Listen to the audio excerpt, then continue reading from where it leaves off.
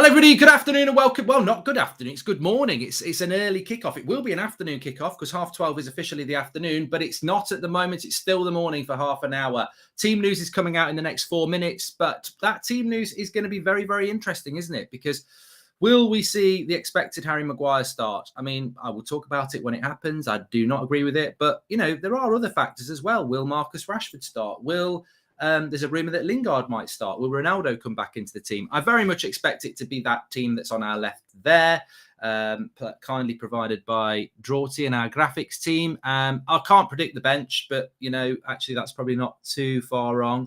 I suppose Telles could start instead of Shaw as well. We'll have to wait and see. But Nakeeb says it might be the same team. I'd be very surprised if he leaves Ronaldo out again. But you never know. You never know. He might do. He might do that. I have got no idea what's going on in relation to a leaked team, but there is talk of Ronaldo, Rashford, Sancho, Pogba, McTominay, Delon, Maguire, Varane, Shaw, De Gea. Yeah, so apparently it's the same team, just with Ronaldo coming into the team, which I find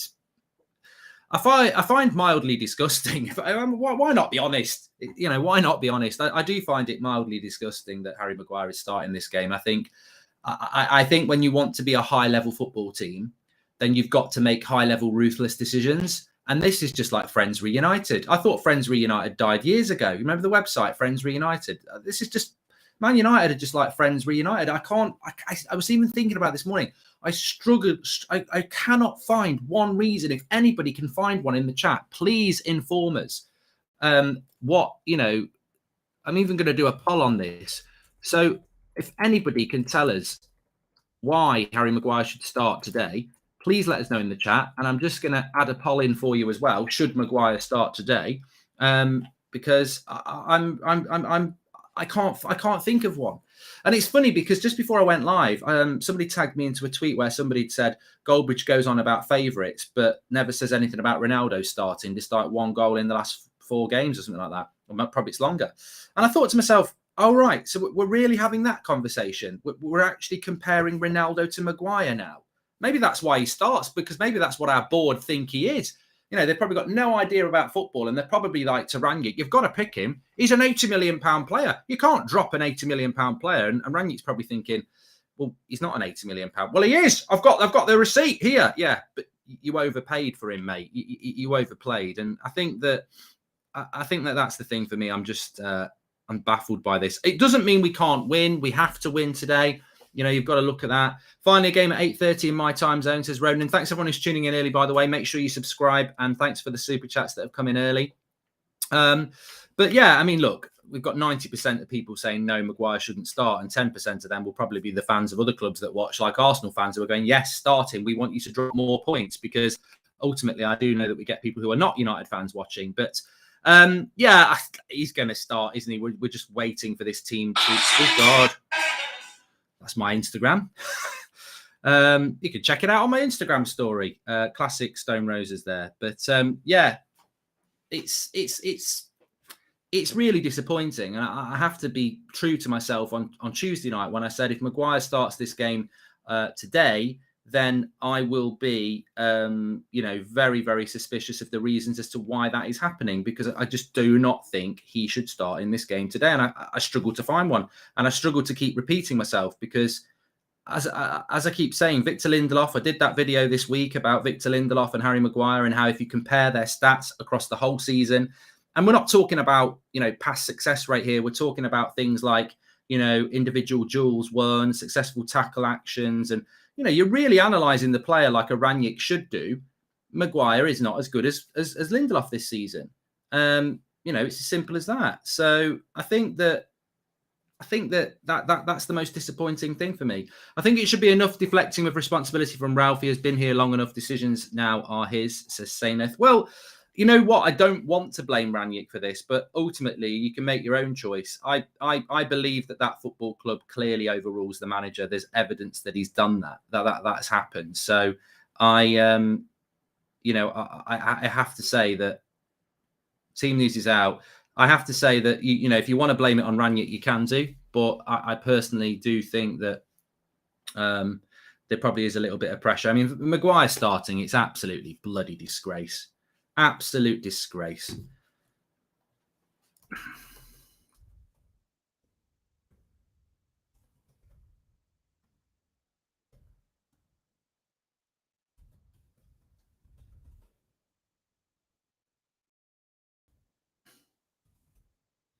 I mean, you know what it really does set the tone. You know, I want United to win, but I'm fed up of these teams coming out that really get your back up before a ball has even been kicked.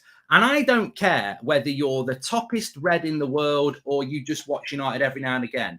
I'd have this argument with anybody. I am genuinely fed up of it because he doesn't deserve to start. That Manchester United, to me, look, I'm a product of Sir Alex Ferguson's Manchester United, where the promised land. You dream, you hit the stars, and that he would drop Beckham, he would drop Keane, he would drop Nicky Butt, he would drop Ronaldo, he would drop Rooney. If he didn't think they were hitting the targets that they should do, he would drop them. This is why even if we win today, even if we finish fourth, there's a big hint. 1, 2, 3, 4. You're the fourth best club in England, even if we get our dream of finishing fourth. Why do you think that happens? Because you can play crap in a United shirt, you can cost us 3 points, and you can start the next game, and a better player can sit on the bench. It's disgusting. I'm not going to rant or rage about it, but it's disgusting. It's just not right. It's not right. I cannot, always in life, if somebody can give me a second side to the story, I'll take it on board. But on no level should he start that game today, at least this lunchtime. It makes me so angry. It makes me so fucking angry, to be honest with you, because it's exactly what that club is. How many followers has Lindelof got on Twitter? Is that the reason? I don't know anymore. And I hope he has a good game. But do you not get where I'm coming from? He shouldn't have the opportunity to have a good game. Too many players play crap and keep. McTominay and Fred are the same. They've been crap all season. Oh, he played well against Palace and then was crap afterwards. McTominay, he played well against Burnley. Crap afterwards. This is why Donny van der Beek's on loan. Because they can't get a game. Would you blame Lindelof for leaving now? Like, what is Lindelof? It's disgusting. Victor Lindelof was playing well. His house got burgled while he was playing for Manchester United with his wife and kid in the house. He asks for time off and loses his spot to Harry Maguire. Has anyone ever thought of it from that point of view? Victor Lindelof is playing well for United, has to take time off because he gets burgled whilst he's playing for United, sorts out his personal issues, comes back to the training ground. Yeah, you've lost your place to Maguire. Hold on a minute. I only lost my place because of a personal issue. He's playing crap. Yeah, Harry's playing. It's ridiculous. It's bloody ridiculous, but it won't get picked up on by anybody of notoriety because you know what? They're all in the same bloody circle, aren't they? I saw an article in The Athletic today saying it's not Harry Maguire's fault. He's not playing very well. He's being used he's being expected to do things that he can't do. What? Defend? He better be man of the match today, but I tell you what, he's got no right to be man of the match. And the C word next to him just winds me right up. And look, this is completely about football. This is completely about football. He's a footballer. I don't know the man. I don't know what he's like. That's irrelevant. If you see him in Tesco and you want an autograph with him, I get it. That's absolutely fine. He's a professional footballer. He plays for England. Fair play to him. But I don't want to see him playing for Man United. I think he's crap. And the funny thing is, it's not just me. It's most fans have had enough of him. So I don't know what's going on there. And the thing is as well, I really do feel that Rangnick, I'm surprised with Rangnick. I really am, because he is a defender that doesn't allow you to play a high line. And I really think that if Southampton play like they did on Wednesday night, they'll probably cause Maguire a lot of problems. The original 2 pint, thank you very much for the membership. According to the press, Man United apparently threatening to ban any season ticket holders who doesn't turn up at least 10 games next season. Tells you everything about the Glazers, this column. And stay positive. Maybe Maguire will react positively to the faith shown in him. Let's hope it's a watershed moment, says Chaz and Dill. Yeah, mate, I think that's what we've got to hope for. I completely agree. Let's hope he does respond to that. But the point is, we've got Victor Lindelof, who is better than Maguire. What about his chance? What about his faith? As I said, he was our first choice centre-back with Varane and we were doing well. He gets burgled while he's playing for United. The club give him some time off to spend with his family. He comes back to training and he's lost his place to a shit defender. Like, what about some faith in Victor Lindelof? Where's the fairness there? It's just bias. It's pure and utter bias because the club are shit scared that they've spent £80 million and £200,000 a week and made captain Harry Maguire. And don't tell me there's not pressure in the club to pick him. I 100% think that there is, because they're 100% terrified that they've basically got to stick by him, because if they don't stick by him, they're going to lose a massive amount of money because nobody will buy him. If he was on the market tomorrow, please tell me who's going to buy Harry Maguire. I'll tell you what, when Eric Bailly's on the market, there'll be a queue. If Victor Lindelof's on the market, there'll be a queue. Harry Maguire, no one will go near him because no one can afford him. I'm sure Everton would like him. I'm sure Sean Dyche would like him. I bloody love him, Goldbridge, him and Tarkowski, but they won't be able to afford him. We have bought a player. We've bought Michael Keane from Everton for 10 times his value and paid him 6 times what he's worth in wages. We're stuck with him. So we need a big performance from Harry Maguire today because, to be honest with you, if he can play like he did against Burnley, he'll be playing, he's sticking by him, isn't he? This is it. We're sticking by him. So we need him to start playing well. I just think it's utterly depressing, to be honest. Absolute blind loyalty to pathetic performance cost us weekly. Rashford, McTominay, Maguire, diabolical, below average week in, week out, says Brad. I'm 100% convinced that there are politics in a way that a player like Harry Maguire can still get in the team. Giving captaincy him was a big mistake, says Farzin. Starting Maguire, you don't want him to, but if he plays half-decent, he's starting 100% next game, and if he loses more points, he still plays. Yeah, we need him to play well, Arjun. You've hit the nail on the head. He'll play against Brighton on Tuesday. This is a show of faith from the club that Harry Maguire is the man. And I also would say, very, very good point. Thank you for the super chat from Muyad. Very good points about Marcus Rashford as well. I agree that Rashford shouldn't be starting as well.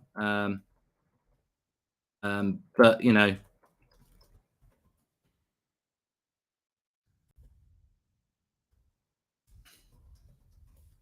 yeah, I agree.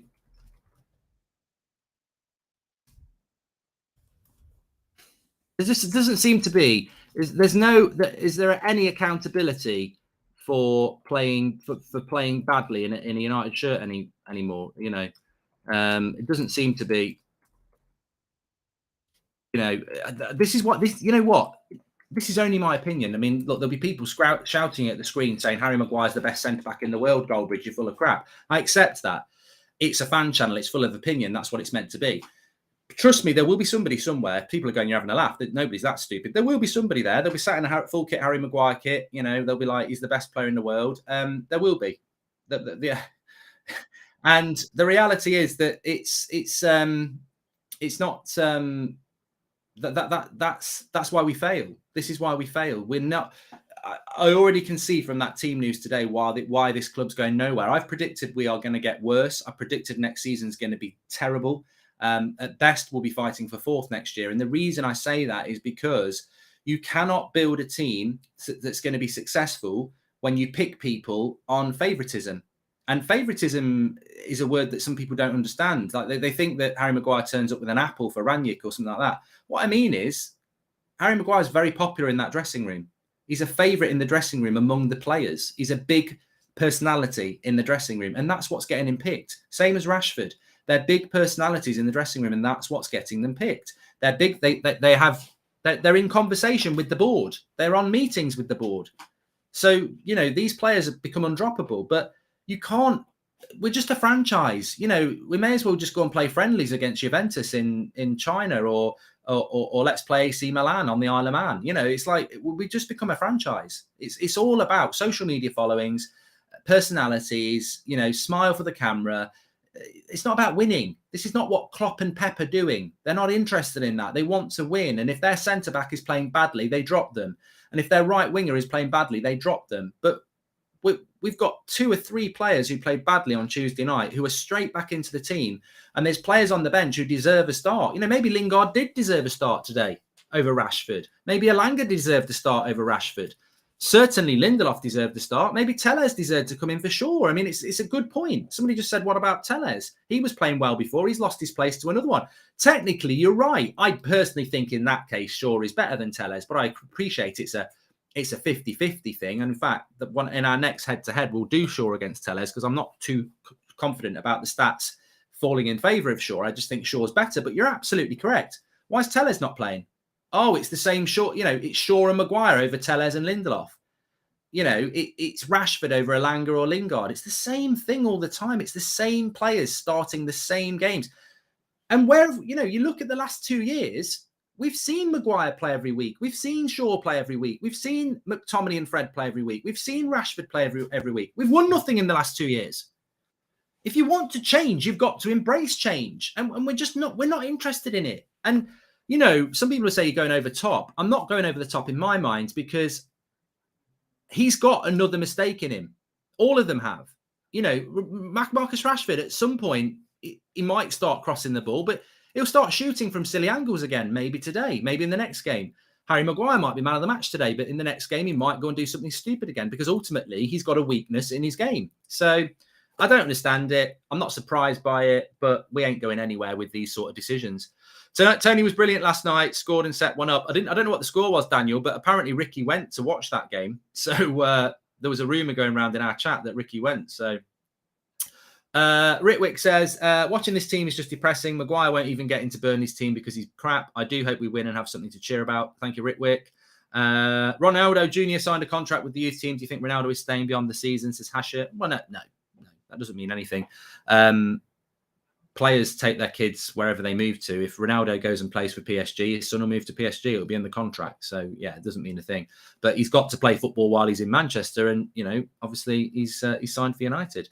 If we're in the Champions League next year, Ronaldo won't go anywhere anyway. Start of the season, we said Maguire and Varane would be great partnership. What happened, says Sui. Maybe it's the Euros hangover. Traditional media never call out English media, says Sefa. Ralph Rangnick surely being influenced to include Maguire. If he has a bad game, his socials will blow up with interactions. It's win-win for the Glazers, says Muyad. Okay, so we've run our poll. We've had 14,000 votes. 12% said Maguire should start. 80% said Maguire shouldn't start. So there you go with that. I'm actually going to use the poll today. I'm just going to whap in a result. So we'll go United, draw, and Southampton. I'm interested to see what people are predicting for the game today, because this is Rangnick's strongest team. So yeah, we did, and we've got a poll there: United, draw, Southampton, and get your poll in there, Mr. XRP. Thanks, pal, for the super chat. 11 years today, Wayne Rooney did that overhead kick against City. Miss people like him who plays his heart out for the badge. Social media, FC. Yeah, thanks, pal. Thanks for that. The Southampton team, I think it is. So subs, we've got Henderson, Lindelof, Jones, Mata, Lingard, Telles, Wan-Bissaka, Elanga, Mabry. It's not a particularly strong bench, and you've got to say, where's Cavani? Is Cavani injured again? Is he falling out again? Okay, Marcus is playing for ball in behind, I think, says Daniel Kirk. Yeah, he will always be there for the ball in behind. I've said this about Rashford before. You could go in on the Rashford thing a little bit more if you wanted to, but the reality is, I said it on the watch along the other night. The thing with Rashford, we've got a tweet just coming up on screen about Cavani. The thing with Rashford is that, and the reason I don't go in that, look at that. Look at that from Luckhurst. He says, Cavani was with the squad at the Lowry last night, but isn't in the matchday squad. No surprise, plays on his terms and struggles to play twice a week. You know what? I'm going to say something controversial about Cavani here, because I love his passion when he's on the pitch. But these people who think Cavani is the best striker we've got, I will sit you down. I will sit you down and tell you a story. He doesn't measure up to Ronaldo on anything apart from distance covered. He doesn't dribble the ball as much as Ronaldo does. His pass success rate is not as good as Ronaldo's. He doesn't get as many shots off as Ronaldo. He doesn't get as many touches in the box as Ronaldo. He doesn't win as many aerial duels as Ronaldo. He doesn't win as many attacking duels as Ronaldo. I think there's a bit of a myth around Cavani. Like, there's a myth around Ronaldo and there's a myth around Cavani. And some people seem to think that Cavani's a better forward than Ronaldo, when simply this season it just does not stack up. It doesn't. I think it's easy to hate, but it's not. Ranić, Eddie had to pull out after training last night. He has groin problems. He had treatment the whole night and whole morning, but in the end, he's just not available. And this is a problem for United. And interestingly, Romano has said about Cavani that he wants to go and play in Spain. So all this nonsense that Cavani wants to leave United because he's homesick, he just doesn't like England, does he? Let's be honest. Cavani doesn't like it here. He was trying to get out in January and United said no, and he's going to go to Spain in the summer. He could be staying at United for another year. But obviously he just doesn't want to. He wants to go and play in Spain. He doesn't like it here. So we forced him to stay, says Percy, which is possibly true. But I think in relation to Cavani, it gets to a point where, imagine if Ronaldo was injured, you'd be like, well, at least we've got Cavani today and he wouldn't have played. And that's the way to look at it. Forget about what you think about Ronaldo. If you wanted Cavani to start today, he couldn't start today. The reality is, whether you want Ronaldo to come back into the team or not, or whether it's favouritism or not, Cavani couldn't start today. He's injured. So Ronaldo was always going to start. So, this blind faith in Cavani, I don't waste your time on it. He's injury prone. We bought him injury prone. And ultimately, he scored some good goals for us. And he helped us to get second place last year. Definitely. I always think back to that win against Southampton at their ground when we were 2-1 down at half time.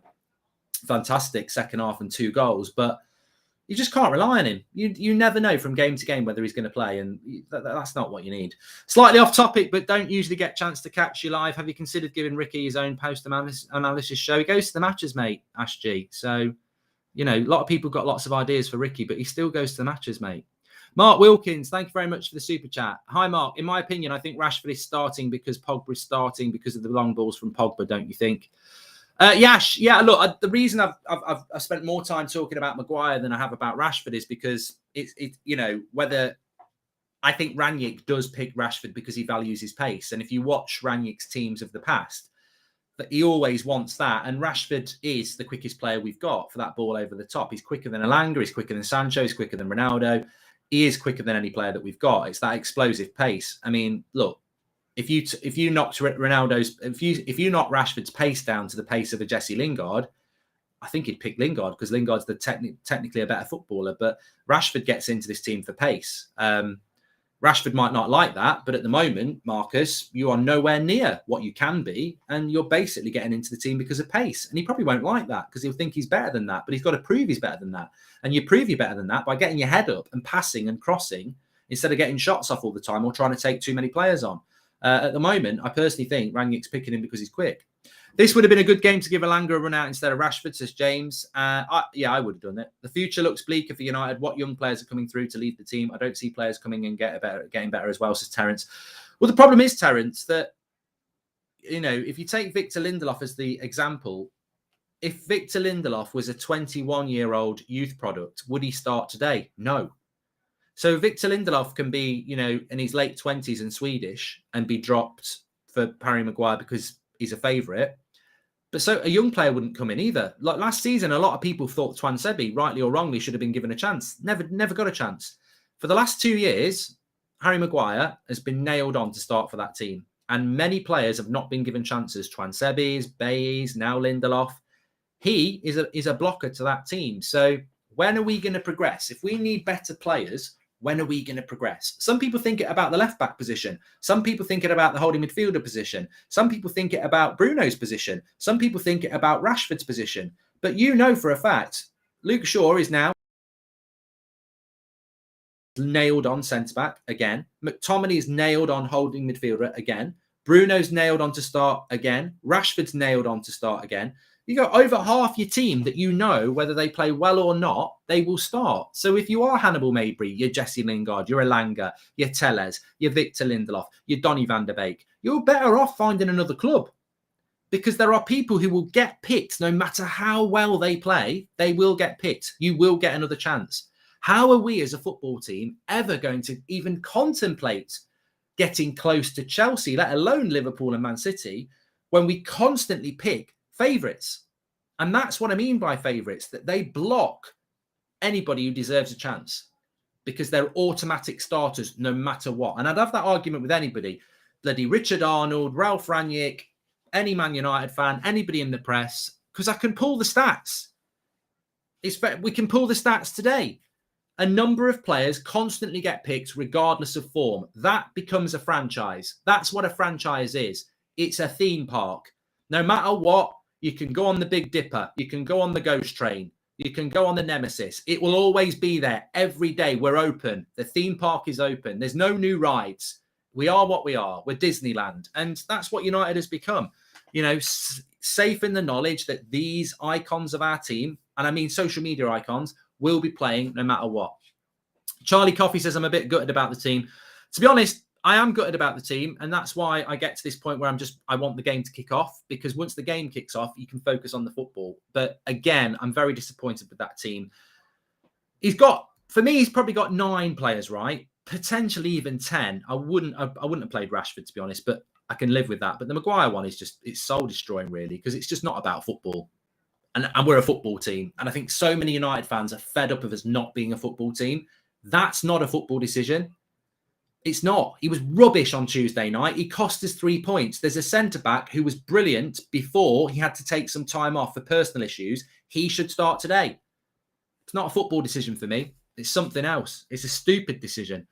But I hope he's man of the match. I really do, because we need to win the game today. And if we don't win the game today, I said it last night, if we don't beat Southampton and Brighton, I think the door is wide open for Arsenal.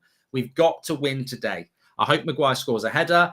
I'm sure if he does score a header, you'll get the thick people who go, sit down, Maguire haters. And I'll go, why am I sitting down? He scored a goal for us today, but cost us 3 points on Tuesday. I don't think I'm sitting down. I think I'm going, look at Tuesday. He's not going to sit anybody down at all. I just hope he scores and we play and plays well. And Mr. Taylor, thank you very much. And also, if an £80 million centre-back scores a goal, how is he sitting anybody down? Like, he's going to run around going like that again. Please don't. Please don't. Mr. Taylor, thank you for joining the members club. Mark, accountability seems to be an issue at this club from top to bottom. When has Maguire after the match taken any accountability for his performances? Well, yeah, he came out after the game on Tuesday, Nate, and he's talking about taking chances. He's cost us the bloody win, and he's saying we should be taking our chances. Just woke up in the US for the game, and the first thing I see is Slabhead at the back. What an awful start today. At least Sancho is starting, says Cameron. Score corner number 512 today, says Miff. You know what? I'm not jinxing it. I'm not going to give you the score, but I do think we're going to win today. I really do. I think we're going to win today. That's what's going to happen. But having said that, I'm moving through not logic. I'm moving in prediction, because I watched Southampton play against Spurs. They should have been 3-1 up at half time. It was 1-1. Spurs went 2-1 up, and then they just blitzed them and took it to 3-2. They were so good. They created so many chances. They played such energetic football. I'm just thinking, are they going to be a bit tired? They've got 24 hours less than us. I've got to be more hungry, because we should have beat Burnley. So I'm just hoping they're going to be a bit off and we're going to be on. And because we need a reaction. We've not won in our last 2 games. I mean, look, to be honest, in our last 3 games, we've scored 3 goals. We need to score more than that. But look, we might get away with it again. There might be an overzealous tackle from Southampton or something like that. Is Ronaldo the only player we've dropped in recent times due to poor performance, says Vivek. And I think Rafa has been underrated by many recently. Oh, yeah, Varane's been fantastic recently. I completely agree with you, Daniel. Mark, whose decision do you think it is to start Maguire? Is Ranić naive, or is he being told to start him, says Ben? Look, it's conspiracy to say this, but it doesn't make any sense to me to start Maguire. I just think if Jurgen Klopp was in charge, he would start Victor Lindelof for many reasons, because he's a better player who suits his system, and also because Maguire's been crap. It's the perfect excuse to get rid of him. So why is Ranić picking him? But then somebody would say, well, he's the manager, Mark, and I'm putting it on Ranić. In which case I would say, well, he is the manager, so it's got to be on him, really, hasn't it? But I will only sit down if Maguire puts in a better performance than everyone else and gets a hat-trick, says Jack. And when Maguire dealt with family matters 2 summers ago, he got public support from the club and media. Lindelof, De Gea, I wonder why, says Alligator. Mate, I've hardly heard a word written about Victor Lindelof since what happened to him and his family. So he was away, I think it was for the Brentford game, and him and his wife were in the not him, his wife and his child were in the house, and they got burgled. So Lindelof, it was a traumatic event, and Lindelof asked for a few days off, and he missed the next game, didn't he? So Maguire got his spot back, and he's kept his place ever since, even though he played crap on Tuesday night. This is the perfect game to get deservedly Victor Lindelof back into the team, and they've refused to do it. Doesn't make any sense to me. But, you know, put that responsibility where you want to put it. Do you blame Ranić? Do you blame the club? Do you think it's the right decision? That's what it's all about at the end of the day. It's about opinion. But in my mind, it shows the weak mentality of the football club that we reward crap performances. For what? A couple of million followers on Twitter? I don't know. You know, because we never get any clarity, you come out with what may appear to be stupid reasons, but I don't get it. We badly need a win, says Druv. We've got to win today. We have got to win today. There is absolutely no doubt about that. We have to win. Arsenal aren't even playing this weekend. We're playing 2 games before Arsenal play again. Arsenal don't play till next. I don't think they're playing till next weekend actually. So yeah, we're playing twice. We might even be playing 3 times before they play again, actually. So, yes, the Southampton team: Forster in goal, Walker-Peters, Bednarek, Salisu, Peru, Romu, Ward-Prowse, Armstrong, Brozier, Adams, and Aliunassi. So I think that is actually their starting lineup from Wednesday night. Livramento, very good player when we played them at their place. I think we drew, didn't we, at their place? I think it was an early season game. I'm pretty sure we drew that game. Livramento was very good in that game, so he's on the bench. Armstrong on the bench, Long on the bench, Yenipro on the bench. So, yeah, look, I don't think Hasenhüttl and Southampton get the credit they deserve because they've been doing it for years, but they don't have great players. They're a very well-organised team who work for each other, and yeah, I hope we win. We should be winning. We need to win. If we want top 4, you've got to win today. That's basically what I'm saying. If you want to get top 4, you've got to win. You've got to win this game today. Lindelof be better passing against their press. This is Nigel Farage. Cavani ain't even on the bench. He's useless, as MW Key. Neb, thank you for the super chat. Hi, Mark. I'm just curious, have we ever seen Maguire perform at a higher standard than this back in Leicester, or was he this bad all along? Davin, I've got to be honest, I was asked this question last night. I don't know what Maguire was like at Leicester. We'd need Leicester fans to tell us.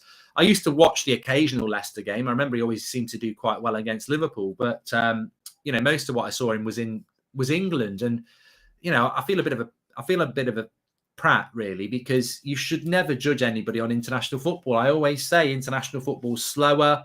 You know, these players don't play together regularly. You know, you don't get the chemistry. So it's probably easier to defend in international football because you think about it, if you're playing Man City in the Premier League and Pep's been training them week in, week out all season, they're going to be knocking it around in triangles. They're going to have this chemistry that they know where everybody is. But if you're playing Brazil, you know, they've only been playing together a few weeks. They don't play together at club football. So are they going to have that chemistry and patterns? I think it's easier to defend at international level. And as of always, you know, look, I'm frustrated with the team because I'm a Manchester United fan and I want Manchester United to win. That's the core of everything that I'm talking about. But I will also say about Harry Maguire that I don't think he's rubbish. I really do think Sean Dyche would love him at Burnley. I think Frank Lampard would love him at Everton. I think David Moyes would love him at West Ham. You know, and I think in those teams, certainly West Ham, who play a deeper line and counter-attack with 2 holding midfielders in front of him, Maguire's good in that system. But he's not good in a team where you want to play a high line where everybody's attacking, like Liverpool and Man City and Chelsea at times, but also Manchester United. That's what we want to be. He's not a top 4 centre-back. And we got mugged off. And I'd love to get proven wrong, but I don't think I will. 29 next month. Ronaldo gets dropped for having one off, but Maguire can't have a season off and still start, says Ivan. Our board love to go on about club's DNA when in fact we have the complete opposite culture to Sir Alex Ferguson days. Maguire is our biggest problem. He allows everyone else's standards to drop as they are so low. I mean, Nick, the fact that he's captain is a completely and utterly different conversation, which we're not going to have. But this is the captain of our team as well, remember. He's not just getting picked. He's captain. He's leading the team out. You know, I don't know how you can be led by somebody who's possibly the worst player in the team, but that's what United risk doing every single game, being led out. Imagine being in that dressing room now with Harry Maguire going, come on, lads, let's go out and put a performance. Let's go and deliver it. You've got to be really thick, and some footballers are, so it might work, but you've got to be really thick to go, yeah, fucking my leader. I'd be thinking, Yeah, you're the prat who cost us 3 points on Tuesday night. And not to be horrible. That's the logical conclusion, and this is the guy who's doing it. So I don't know. In honesty, the manager's the manager, isn't he? Maybe we've got who do you think's making this decision? Do you think it is Rangnick, and why, or do you think it is pressure from the board? I mean, he has been overruled by the board. Lingard's staying, even though Lingard wanted to go and Rangnick wanted him to go. You're not having a midfielder, even though Rangnick gave them names of cheap midfielders in January. Overruled. Do you think he's been overruled about Maguire? Do you think he genuinely wants to start him? I mean, logically, he's surely got to be the man picking the team. Surely. It wouldn't surprise me if we smashed Southampton today. This will make Maguire even more undroppable. Imagine him scoring and doing the Albanian celebration, says Christoph. Oh, mate, I'll tell you for free. There are players in that team who would love nothing more than to score a goal and do that to some certain United fans, probably me as well. That they have that sort of a mentality in that team because they're so egotistical. They're so up their own backside. They can't wait to win and get on social media and say, ha ha, I told you so. To which I would reply, look at the league table, because you're acting like you're winning the league. You're fighting for fourth, lads. You are bringing the standards down. But look, there's some great characters in that team as well. Unfortunately, some of them aren't even in the bloody starting lineup. At least when Fred does something wrong, he puts his hand up. Maguire just blames others, says Daniel. Well, look, I think we need to move on from the Maguire thing because obviously he's going to start this game today. What number set piece are we on, Mark? Lost count a couple of games ago. Pick your number, guys. 186 for me. Well, I'm sure Draughty can find that out. 186. I think we're about... I wrote it down the other day on a previous game. I think we are around... I think we're about 130.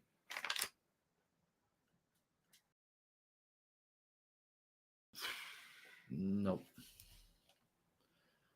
Let me just move that down. Yeah, I think we're about 130. What number set piece? I've done that one from Danny. A decent midfielder would even help Maguire, so it proves the board have no idea what they're doing, says Alf. Yeah, they don't.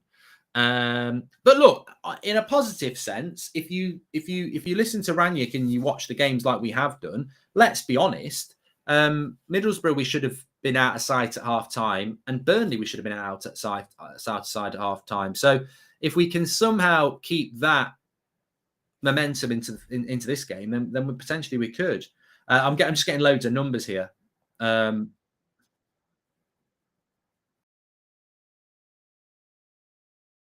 Well, it was January 27, 2021 that we last scored one. Manu says, hey, Mark, just letting you know, I love the show all the way from Melbourne, Australia. You've helped me through some rough times. Legend, mate. Thanks, mate. Thanks, everyone who's tuning in. Hope you're doing well. So let's have a look at the poll. I mean, I can't get it. It's 140. Oh, no, I've got 420, 142. I'm just trying to see if there's a number that really jumps out. 127, 127 we're on. Yeah, that sounds about right.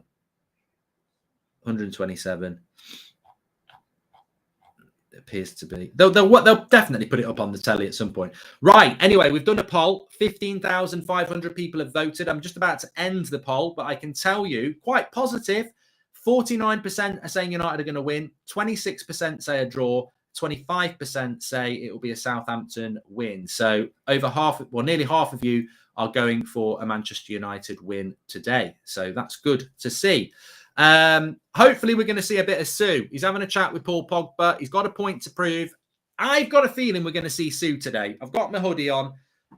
It's meant. I mean, look, it was meant to be the last dance. I'd change it to last chance. If we lose, we're in trouble. Really. The mic is a bit static. Apparently. Are we maybe playing bad enough for the early kickoff curse goes in our favour? Says Nick 97. Maybe. If you want to get your hoodie, by the way, I can see underneath the screen. It's got a link to go straight to it. So it's got the picture of it there. Last Dance hoodie in large. It's available in lots of colours, but United Stand Shopify, we do ship worldwide. A lot of people talking about it over the season. We very much like it. Yeah, there's a lot of people talking about the mic. I don't know what's going on with that. Okay. Can you say happy birthday to my mate Lachlan? Thank you very much. Happy birthday to Lachlan. Thanks very much, mate, for that super chat. Also, we've got, we maybe put, I've done that one. Early kickoffs. Yeah, I don't really think about that, to be honest. Early kickoffs. But yeah, traditionally, you don't normally get great games in an early kickoff, but we will see. We will see. I think it's got something to do with, because footballers like 3 o'clock kickoffs and evening kickoffs, you can you get up at a reasonable time, you have something to eat, you go through your exercises. I suppose as a footballer, if you're kicking off at 12:30, you've got to get up a little bit earlier. I don't know. Will be good to see Donny van der Beek's full debut after the match as Salah. If he starts, I've been told he is starting today, but yeah, I'm not 100% sure what's happening with that, but apparently he is. So we'll see what happens with that. Okay. Okay, no problem. Let's get Levin on. Do you think the Glazers bet on United to lose for profit? It's a Guantanamo. I don't think they need to bet on United to lose for profit, mate. They're making more. They're making £25 million a year off a bloody training top. They don't need to bet against us. Levin, how are you doing? I'm sorry. That last one was really funny. Betting on us losing. Wow, that's crazy. I'm doing good, man. I'm doing good. Looking forward to the game. Last time they were here, it was 9-0. Don't think we'll replicate that, but hopefully we can. But yeah, I'm doing all right. Are you confident that we're going to get a result today? Well, it's the confidence that kills you, isn't it? No, I am confident, just because as much as Southampton have really impressed me of late, they've got some really sort of solid players. I think they have a lot of players who are quite underrated across the Premier League. I do expect us to go out there and perform, how we've performed in the first half of the previous games, but now over a longer stretch of time, which should secure us the win. Yeah, well, I'll ask you about the team news. I'm sure I think you are probably going to have different opinions to me on this one. I mean, I just think it's out of order that Harry Maguire is starting for reasons you've probably heard. But I do agree with the chat a little bit as well. I mean, you could argue that maybe Telles should have come in for Shaw. I don't think Rashford played particularly well, but I think Rangnick picks him for his pace, to be honest. But what's your thoughts on the team? Midfield obviously picks itself with no Fred and Matic anyway. Yeah, the team thing is interesting. I didn't expect there to be any changes to the team, just because I think, based off of what Rangnick said in press conferences, obviously, he was impressed by the performances in different stages of the game. And it was interesting because I think Carl Anker asked a question about whether he thought it was fatigue, like fatigue was the reason why, we sort of lost control in that last game. And Ralph's answer was really interesting, because he said, well, it can't be fatigue, because then afterwards we started to have control again for like the last 15, 20 minutes, right? So if it was really fatigue, then we wouldn't have had that control in that last stage of the game, which is interesting. And it makes me think, yeah, clearly there is sort of, some sort of mental issue there within the squad, where there's an element of complacency once we're playing well, which is it's pretty bad, right? It is pretty bad when you have that. But it was for that reason why I just didn't expect there to be changes. I think he very much would say, guys, go back out, do what you did again. But this time, when we are starting to really dominate the game, don't slip up, like keep that up. I understand why people would want Maguire dropped or Rashford dropped. Like, all of that makes sense, fair enough, right? Maguire made the mistake, that costed us, etc., etc. In terms of people like Shaw maybe coming in, I mean, Telles, I wouldn't think so. Even though Shaw sort of like went missing in the second half of that game, like, it was just less visible. But I think in the first half, he was very influential in progressing the ball forward. And so, it makes sense why Shaw's still in the team for me. Oh, can you guys hear Mark? I can't hear Mark.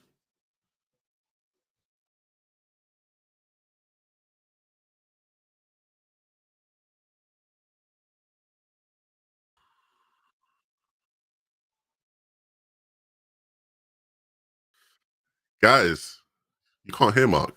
I'm sure you can hear me. So I want to ask everybody, what do you think the game's going to be? Score prediction wise. Give me some numbers. The whole chat just spams mute, Mike, mute, Mike. That's funny. I love like the delay, because obviously there's a delay. There's a slight delay between what I see in the live chat versus, what's actually happening. But That is joke. Yep, guys, Mark's mic is muted. Don't worry, we'll get it fixed. Jorty, Jorty's in the back. I'm here anyway. It's fine. We'll get it fixed. It'll be fine. Mark will not be gone for much longer. It's okay. I'll read some super chats if there are any while I'm here. Get some on screen if you really want to. Yeah, Chiranjit Paul. I apologize. I'm probably just not saying your name right, mate. But he says Maguire equals soggy biscuits. Never been a fan of soggy biscuits, me. Never been a fan. Let's not talk about soggy biscuits, eh? you don't do that on there. You know what? I think I might have done myself in there. I think Mark should be back in a sec, so we'll be all right. We'll be all right.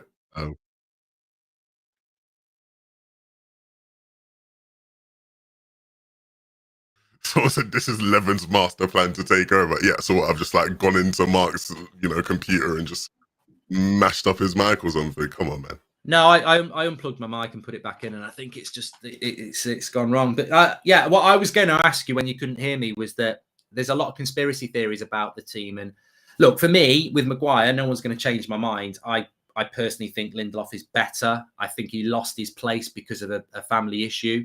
For me, I think he should have come back into the team. I don't think he deserved to lose his team because he got burgled. But even if you do think Maguire should start, I thought Maguire cost us the points on Tuesday night. So there's the perfect opportunity for Lindelof to come back in.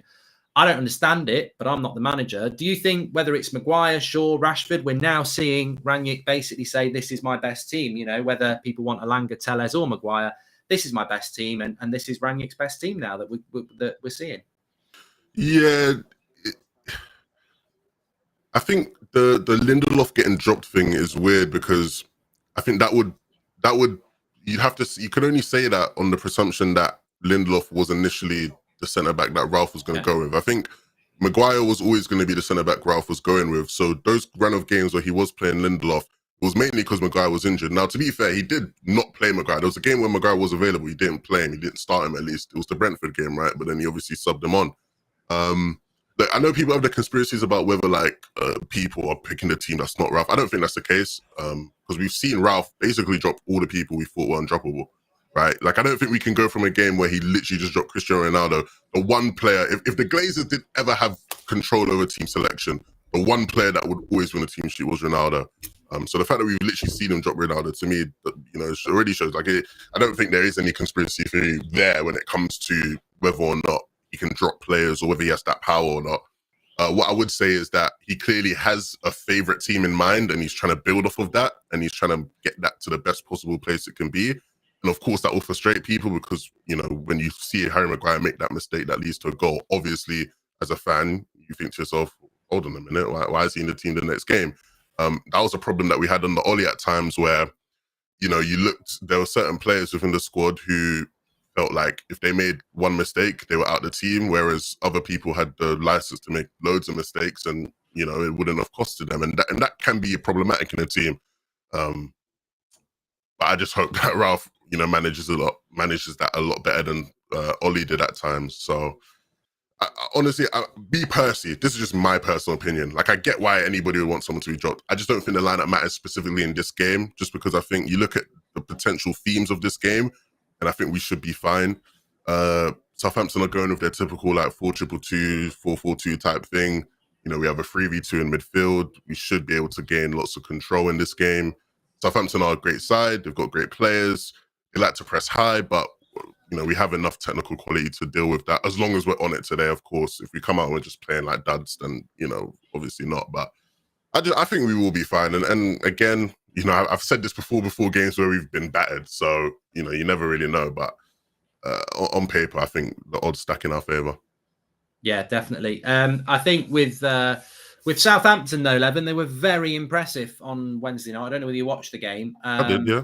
Yeah, I thought they were very good. I mean, the reason I'm confident is because I think we're at home. We've created a lot of chances. And I just don't know whether Southampton can put that level of performance in again. If they do, we're going to have to play very, very well today.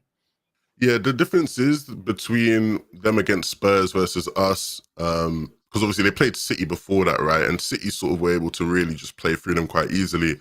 And like I mentioned, a lot of that was down to the fact that they just had numerical superiority in the middle of the park. So City had a 3v2, they'd literally pass it to Rodri.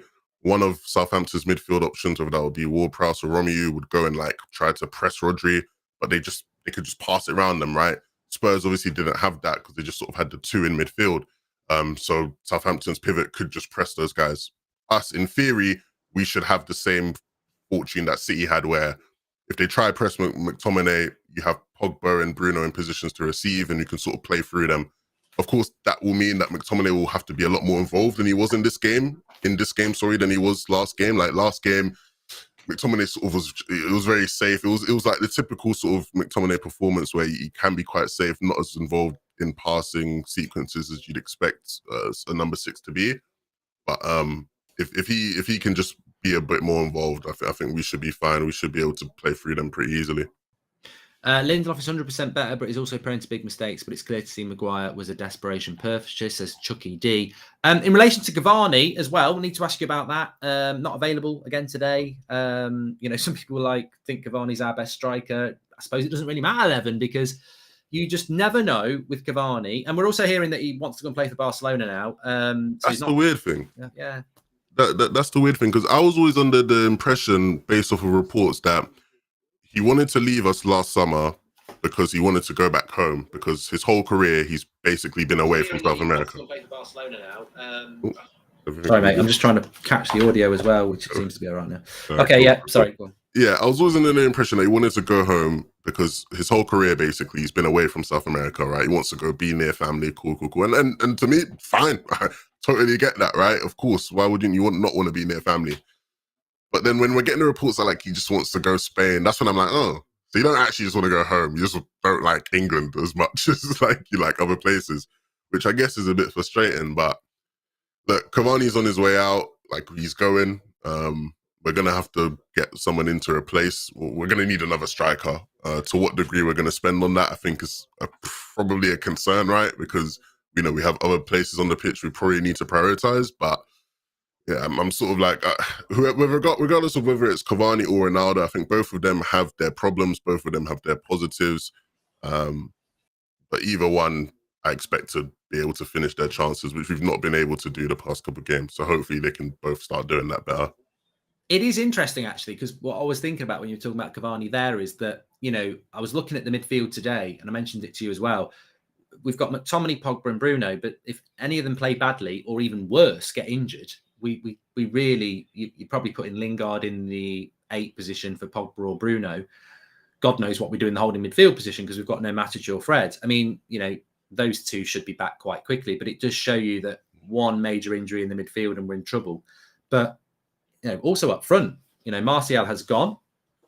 And, you never know from game to game. I mean, as I say, some people were very happy that Ronaldo had been dropped on Tuesday. Some people understood why he's been dropped.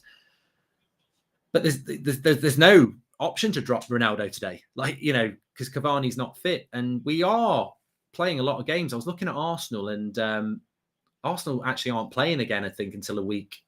They're not playing until we play 2 games before they play again. And they're not playing in Europe. It might become a bit of a problem. It might be something just to monitor, that the fact that, we're playing so many games, but modern football is so intense. I mean, if I was Hasenhüttl today, I'd it's probably a little bit early, but maybe in a couple of weeks, if you come into United, you might think, let's get at them, because they're having to pick a lot of the same players, and their reserve players are either not that good or they don't really have that many.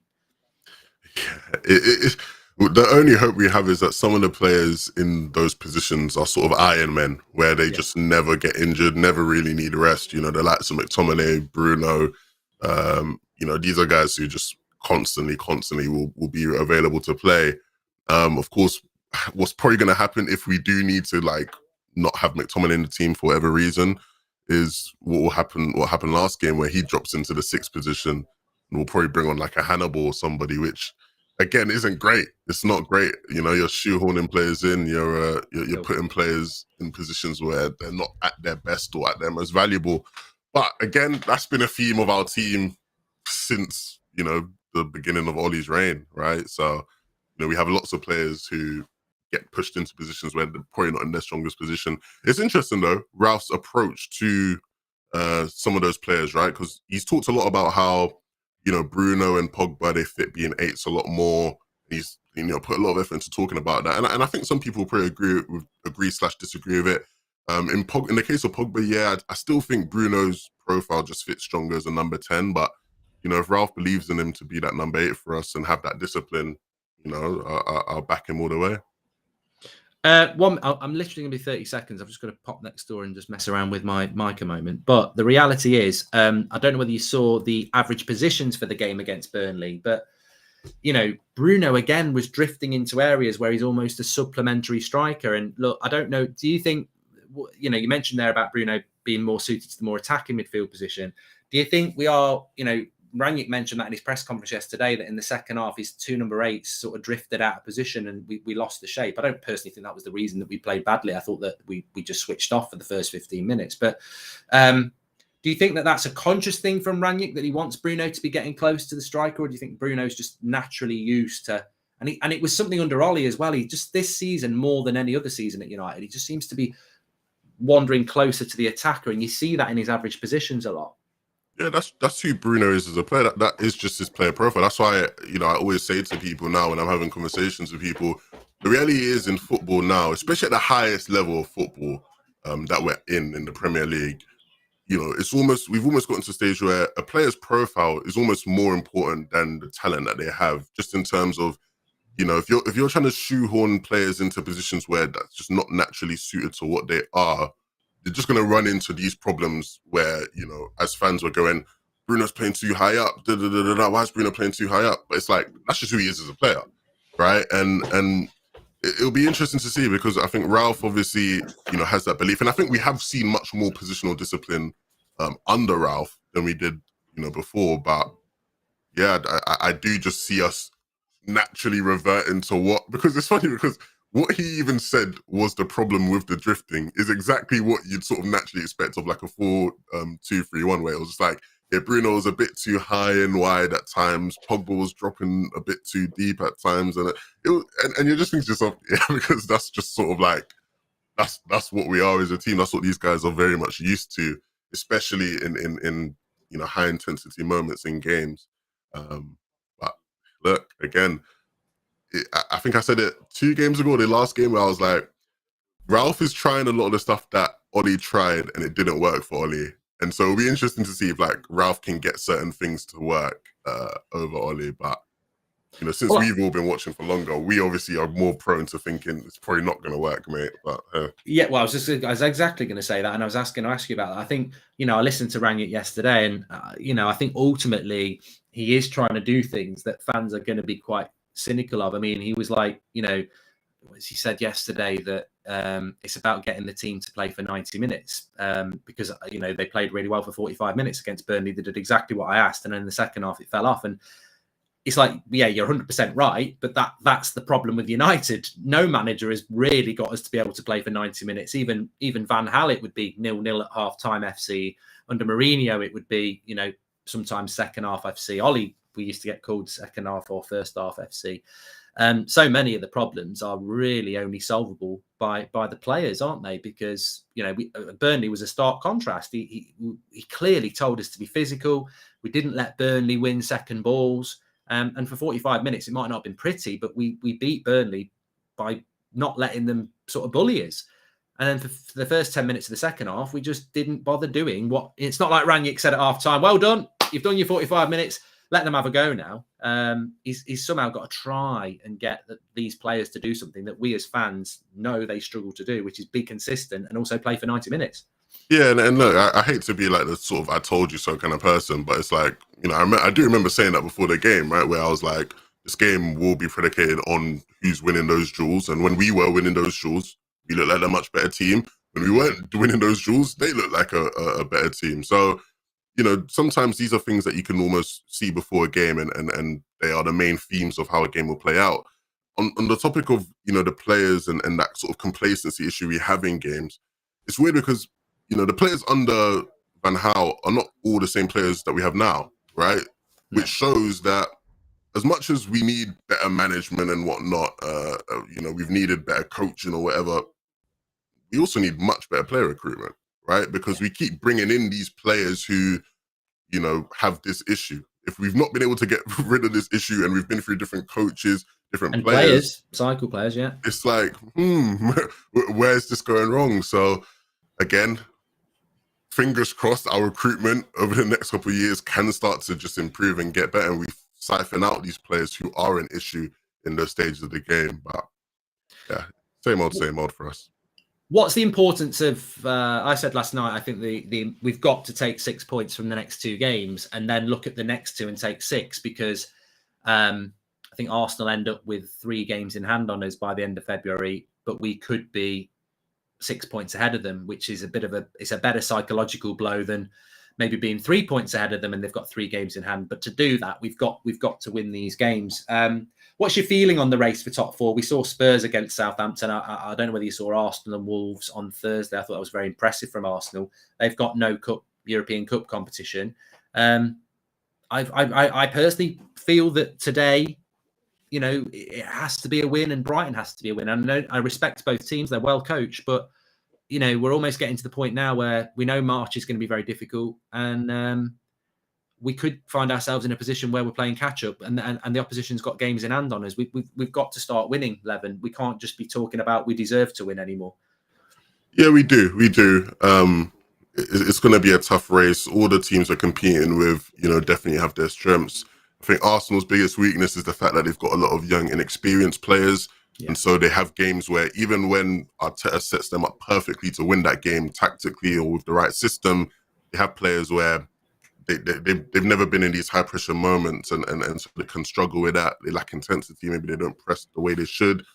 Spurs, they're just Spursy in it, but they've got a phenomenal coach in Conte who's instilling a great system. They've brought in some players who, even though they didn't look great in their most recent game, there were a couple of players on the pitch where I went, oh, he's looked tidy. Like Bentancur was someone who they brought in and people went, he's been pretty stinky the past couple of years, but he looked pretty solid in that game, bearing in mind Spurs, lost. But they're obviously a team that's going to be probably the biggest challenges to us for that. And then there's us, and we all know our issues. So, if we want to be in top 4, we gotta start getting the results as well as continuing to improve performances.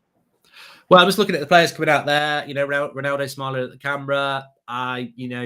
It's like going into a boxing ring, Levin. You can pick up on a player's personality. I think the players look like they're up for it. They look, relaxed, which I think is a better thing than looking scared. Let's hope we can get the result. You're going for. I don't want to score, but you're feeling confident. We both felt confident on Tuesday, though, didn't we? It doesn't matter. Exactly. But it's funny because the way you said that, I can almost feel like how tired you are of saying that before games, and like it just bites back on you. We never know what we're going to get, really, do we? We don't. We can talk about it all we like, but we don't know what we're going to get. We could get a Harry Maguire man of the match masterclass. I mean, it could happen. It wouldn't surprise me. Well, look, that's important that people understand that, because football isn't linear and players aren't robots. So even if tactically everything's perfect in your favor, the system's perfect, the conditions are perfect, you can just lose, right? Like you can just, have someone makes a mistake, or something goes wrong, someone lengs in a long shot from wherever. Ward-Prowse, I really hope they don't kill us from set pieces. It'd probably be the worst game we've ever seen, but I do think, and I forgot to ask you this, the way Southampton play and the way Rangnick wants us to play, it should be a good game to watch. Yeah, no, for sure. I hope it's not, though. I hope it's a good game in terms of we're just dominating the game, and not a good game because it's back and forth and everything's exciting. But yeah, we'll see. We'll see how it goes. Good luck to the boys. Hopefully, we're not in tears after this one. So. Yeah, we'll see. Luke Shaw Derby. It's the Luke Shaw Derby. Yeah, and Hasenhüttl and Rangnick, I mean, he's basically a bit of a disciple of the Rangnick system, and he's worked with him. So look, there's a bit of interest there. It's not quite Klopp against Pep, but there is a bit of a rivalry there, respect as well. Anyway, mate, thanks very much for popping on. Appreciate that, and we'll speak to you all in a bit. See you guys all later. Enjoy the game. Cheers, Levin. Okay, so we are literally only about a minute away from the start of the match. Talking about mentality, says IQ. Whatever happened to the sports psychologist? These lot probably sent the poor lad home, says IQ. These things take time, mate. You can't just sit somebody down and tell them how to think and then they do it. But I'm excited by this. Things can be very interesting. There we go. Hasenhüttl and Rangnick, they really do get on well with each other, and a little bit of a shake and a bit of a cuddle and a smile. It's like Valentine's Day, starting early. But no, there's a lot of respect there. And I've got a lot of respect for Southampton. I just think they're a funny team, Southampton, that every now and again, they do get their arse handed on a plate. Like they do get smashed. Like Leicester have done it, we've done it. But hopefully today we can get the result. Have Southampton got a hangover from Spurs because they played so well? Anyway, the match kicks off. Now we're off. Get your score predictions in. 50% of you, well, 49% of you said that United would win in a poll before the match. 25% for a draw, and a little bit less for a Southampton win. So there we go. Charlie's got a hangover today. Well, hopefully Man United haven't got a hangover today. Yeah, we've got. I'm not going to say we're going to win, but we've got to win, and we need to expect to win. In a game like this, you've got to expect to win. McTominay with a stray pass there, but he's a little bit needs to warm up a little bit there. A little bit of a slow start there from McTominay. And we need McTominay to have a good game today. There are no options. We didn't buy a midfielder. Fred's not on the bench. Matic is not on the bench. So today would have been McTominay, however you look at it. So you've got to want him. You've got to want them all to have a good game. I mean, look, here's Bruno again, pressing high. Rashford playing off the right again. Interesting. Don't know what people think about that, but Rashford very much playing off the right. Rangnick spoke about the. He spoke about the combination between Sancho and Shaw being really important. It looks like we're going to be sticking with Sancho off the left. Personally, I like a natural winger, but Rashford is naturally right-footed, so it's not like we're playing inverted wingers. He's a naturally right-footed player. And yeah, the thing about Rashford is, I think we spoke about it when we played Rashford on the right against, was it Middlesbrough? Maybe it was West Ham. Oh, he came on as a sub against West Ham. People were saying maybe Rangnick's putting him on the right-hand side because of to stop him cutting in and shooting. But as we saw against Burnley, he still bloody shoots. Southampton having a bit of possession here. Good play. Past Varane. Cross comes in. Oh, well done, Delo. Well done. But got past Varane there. Was that Brojo there? I think it was. Southampton won't piss about. They like to press high, Southampton, and I think that's the importance of Rashford. McTominay taking the ball off Maguire there. We need to see a lot of that. And another bad pass by McTominay. That's 2 in a row. He needs to sort his passing range out.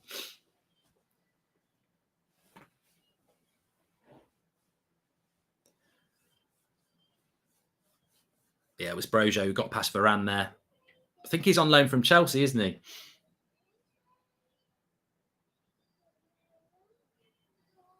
And Southampton again coming forward here. United pick it up with Maguire. Nicely into Pogba. Great to have Paul Pogba back in the team. Ronaldo takes it, gives it to Shaw. I don't want to see Ronaldo come in deep. I want to see him higher up the pitch. Right, here's Bruno with a bit of space in the middle. Moves it wide to Rashford. What's Rashford going to do? Use the low? No. What the fuck is that? What is that? That is absolute shit. Is that a shot? Is it a cross? He ignores the overlap from Delo. Look at the overlap from Delo. I think it's to be fair, I think it's an attempted cross, but it's absolutely pants. Ronaldo gives him the thumbs up. To be fair, he was trying to cross it. I'll take that back a little bit, but the overlap was there from Delo, and Delo's got a better cross on him. He's got to. I've noticed this the last couple of times with Rashford. Delo has not been having the performance going forward that you would like him to have because he gets ignored on the overlap a lot. But United winning a lot of 50-50s in the midfield here, which is good. Did you see the Martial assist, and would you be willing to watch the Madrid PSG game since it would be a good match to watch, says Ian? I think we're playing, aren't we? It's Sancho. Ooh.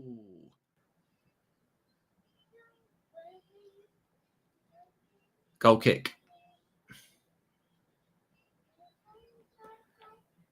Did you see? I didn't see the Martial assist, and I'm pretty sure PSG are playing Madrid on the night that we play Brighton.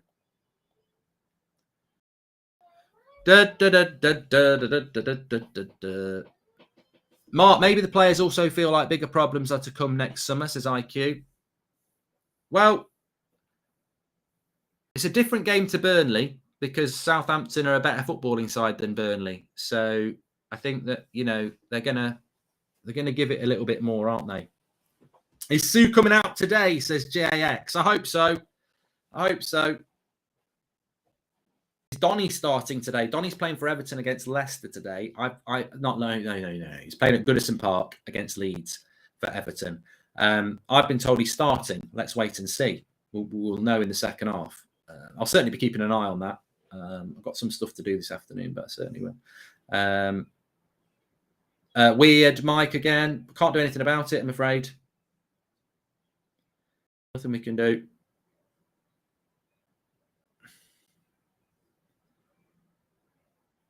Shay Adams shoots from distance over the bar. Thoughts on United so far, says Football Extra. I think I haven't got a problem with the way that we started the game. It's been quite 50-50.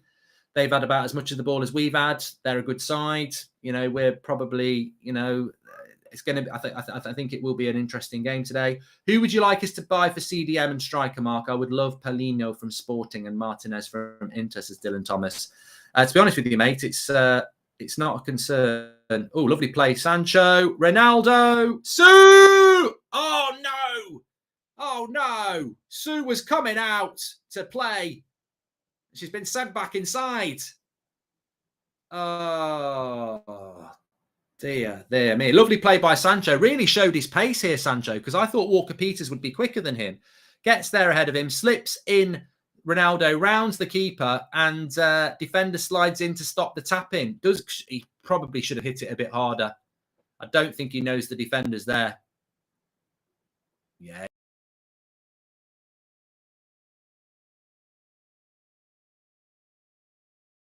That Bruno keeps dropping deep. He's trying to dictate everything, needs to stay further up the pitch, says Lee.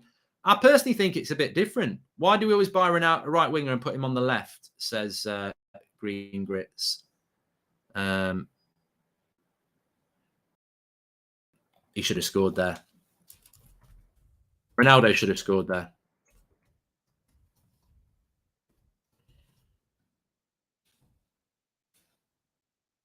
He's tried to pass it in because I don't think he thinks the defender's there. And I tell you what, he has got to score that because I tell you what, if you gave Ronaldo that chance again, he'd blast it in. He's just got to blast it in. He's tried to pass it in and he's got to score. If that was Werner, we'd be going Timo Werner, which is actually his name. So, but no, Timo Ronaldo there, he's got to score that.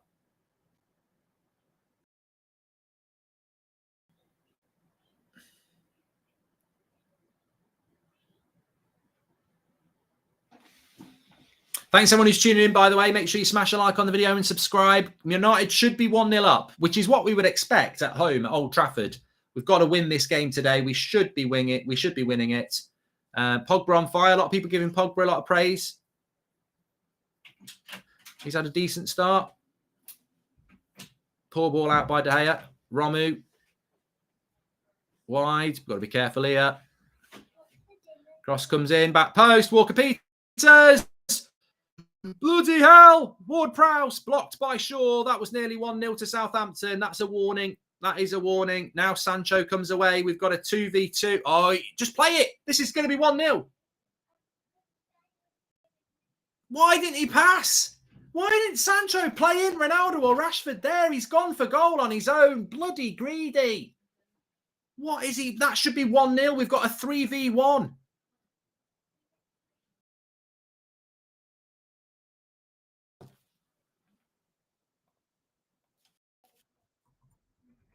It's not because it's not. Why didn't Sancho pass then?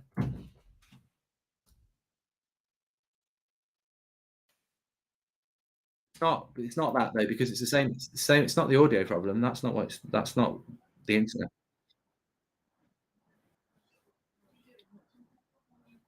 All right. Well, yeah, I can't do anything about that. It's what Ronaldo does after he misses with the ball right next to him, just strolling and shrugging, loving but frustrating, says Jack. But then again, Southampton had a good chance as well. But we should be 3-0 up. We should be 3. You don't get 3 goals for a goal. We should be 1-0 up. I mean, Sancho nearly gets it. Great save by Forster, but there's a man on the line. He should have slipped in. I don't know why he didn't. I don't know why he didn't slip in Rashford. I don't know.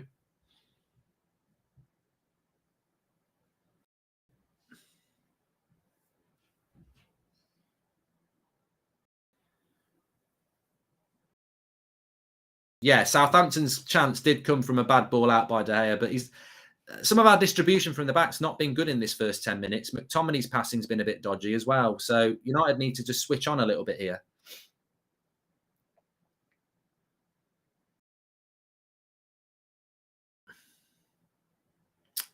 Realistically, it should be 2-1 to United. Southampton should have scored and we should have scored 2. It's 0-0, but it is the game I thought it was going to be. Lots and lots of attack and fast movement.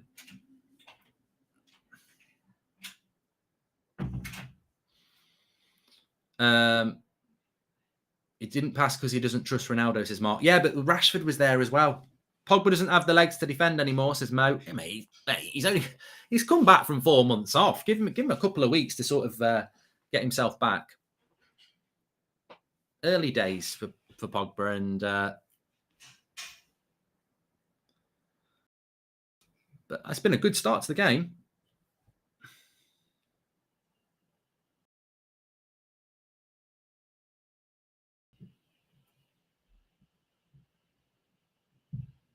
McTominay needs to be careful because he might get isolated if we're not careful.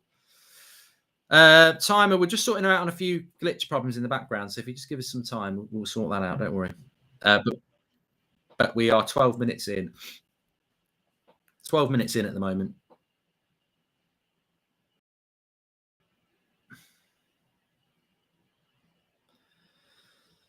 United forwards are cursed at the moment, says the LMH.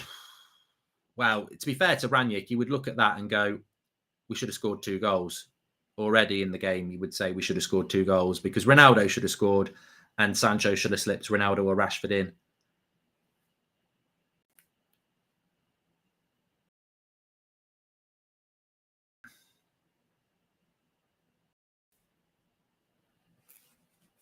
Please subscribe, by the way, bottom right-hand corner. It's harsh, but I don't think Rashford's football IQ has improved since 2019, says IQ. You know what? I think I wouldn't even get too stressed about Rashford, to be honest, because I think some people assume that every player is going to turn into Neymar in their mid-20s. And I've been watching football for many years, and some players are limited in where they can go. They hit a ceiling. I don't think Marcus Rashford's going to suddenly realise that he needs to cross 8 times out of 10. He gets it out wide or pick a pass. I think he's a player that wants to score goals. That's what he wants to do. And he's always going to be that type of player. And he'll go through phases in a season where he can't miss. And then he'll go through phases where he's having a bit of a bad run. He's not there to be creative. That's what Sancho's there to be creative.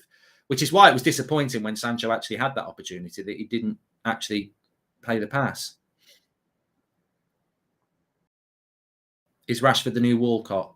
I think I don't know. Is he better than Walcott? But we're definitely giving them more of a game than Spurs did. So corner here for Southampton.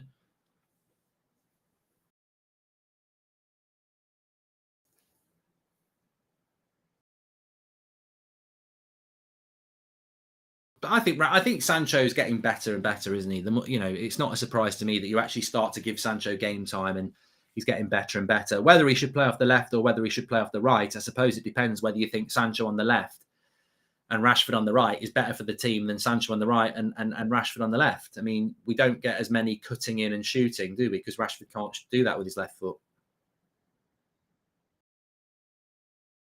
It's a waste of a ball by...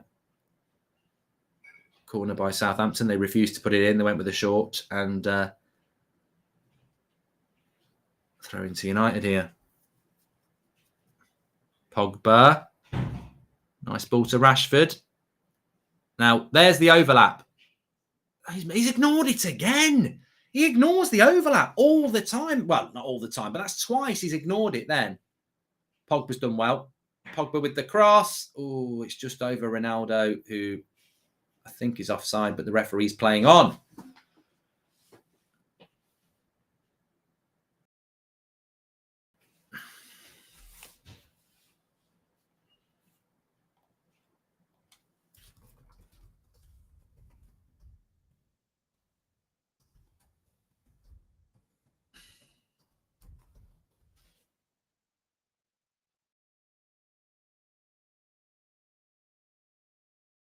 Okay.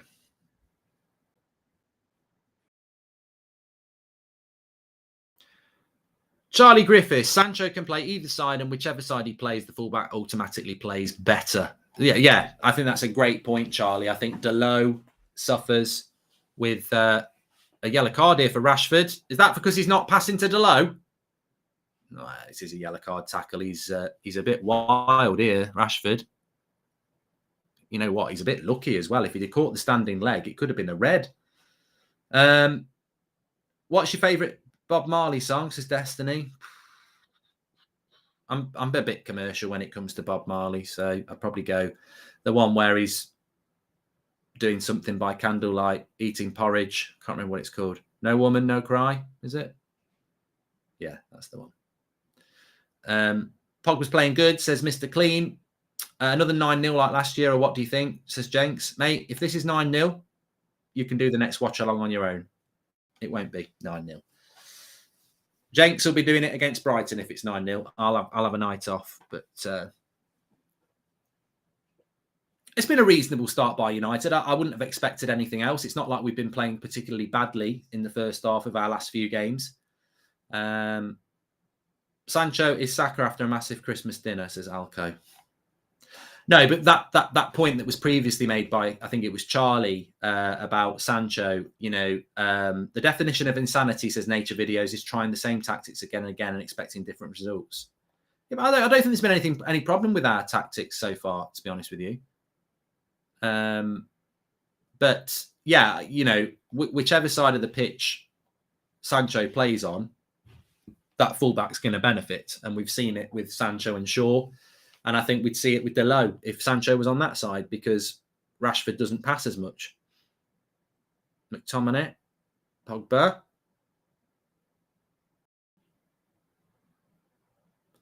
My theory on United is that I think that they play well at the start of the game because it's 0-0 and, they have a bit of confidence. I think United's problem is later in games when teams start to come back against them.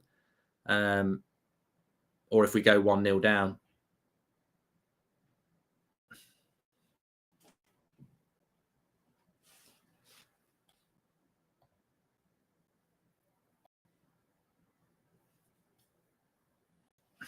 I think we need to win.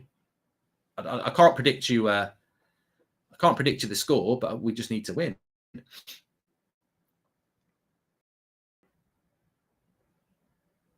Sancho's look lively. Pogba's look lively. I think these two players are whatever you think about them and whatever people think about Pogba potentially leaving.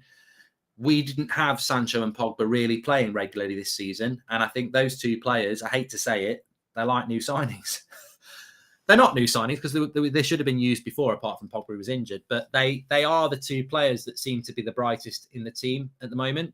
Maybe that's because they're new and we're very familiar with Rashford and Bruno and Ronaldo and McTominay. But, Pogba and Sancho, they are new players really, aren't they? Because we just haven't seen a lot of them. That's a lovely ball into the channel by Southampton. Varane will come across.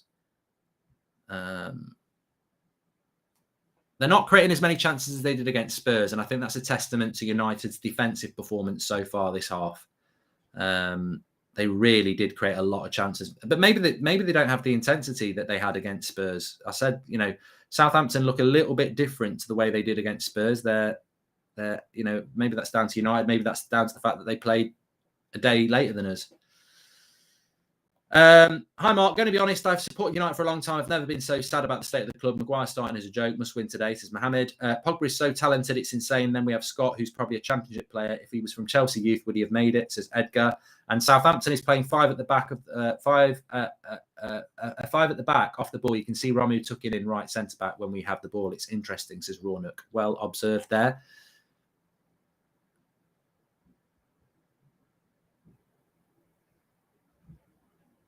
Must be frustrating to be in Delo's position, says Mohammed. And Mark, love the show. Missed the start. You may have covered this. Do you see an improvement in the last few games despite the results? Says Kieran Byrne. I called you Karen. It's Kieran.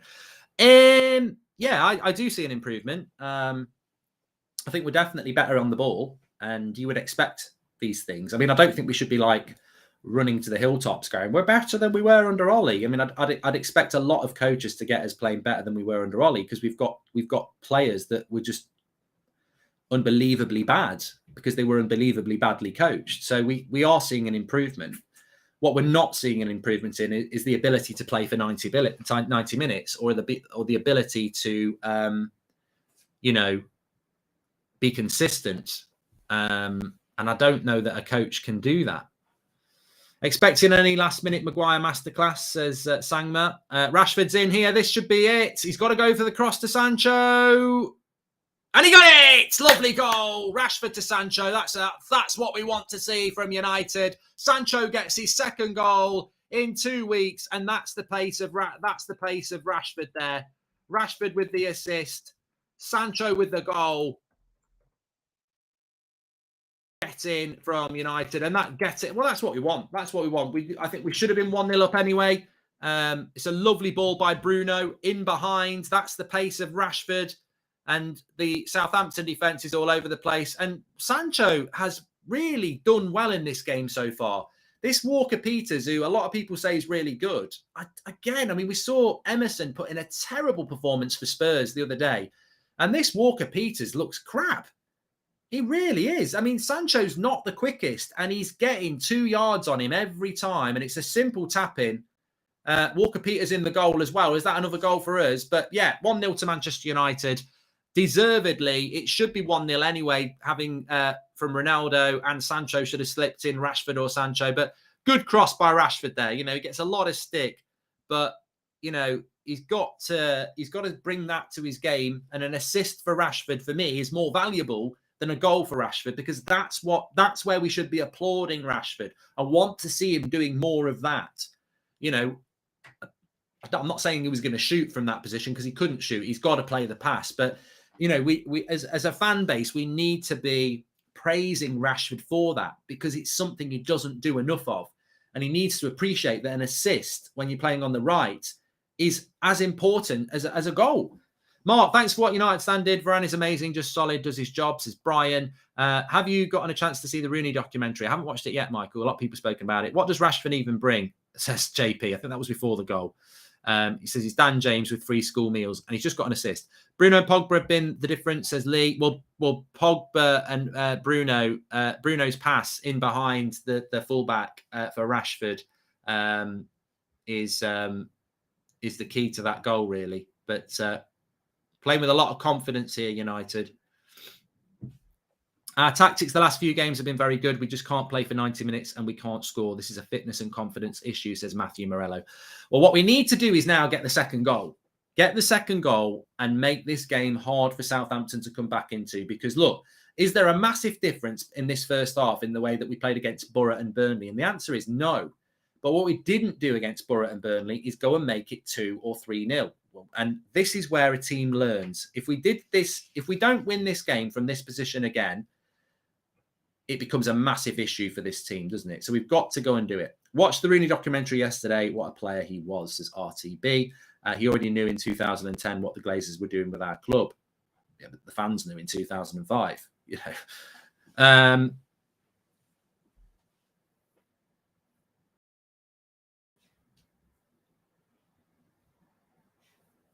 Shows why Bruno playing deeper is good, says Peter Fahy.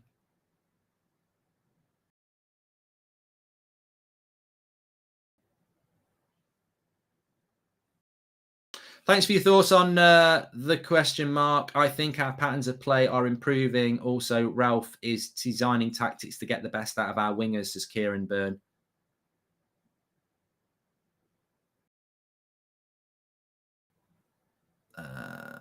Okay.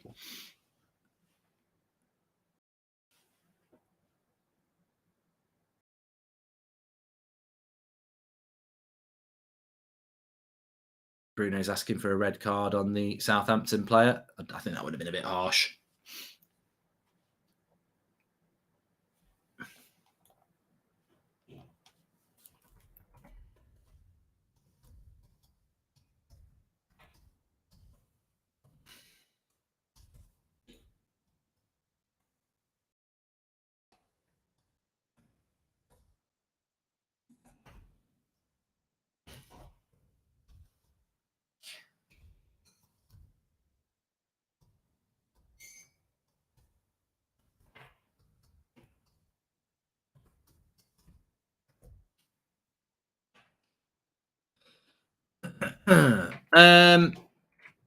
Manchester United scoring a tap-in. Who would have ever believed it was possible? Winger to winger. I feel like I haven't seen that for a long time, says the RPG Gamer. We're on the attack again here. Rashford's getting a lot of the ball, and he tried a good cross then again. And I like this from Rashford. And it's very clear that he's starting to listen to feedback that, what the hell is that? We've got to put this Southampton side to bed, because I tell you what, they're playing crap. Compared to how they played on Wednesday, it's like they've been hungover. They went and got pissed on the Spurs result. Already know the ref Stuart Prattwell is going to ruin my day like he did from the VAR room against Middlesbrough and Burnley, says Joshua Bowater. Pogba's won as a free kick here. 26 minutes gone, 1-0. It's a bit like deja vu. We're very good at getting into these situations. Mark did this before. Calm, all about the second half. Let's see what they've worked, says Chaz. Well, if we can get to 2-0 before half-time, it'll be a very different game, won't it? But Bruno on the free kick. We scored from a free kick position like this against Burnley. We've gone something a little bit different, and the keeper's got it. We're trying to play in Pogba there, something off the training ground. Go on, back to the keeper. Oh, Delow. Nice and clever into Luke Shaw there.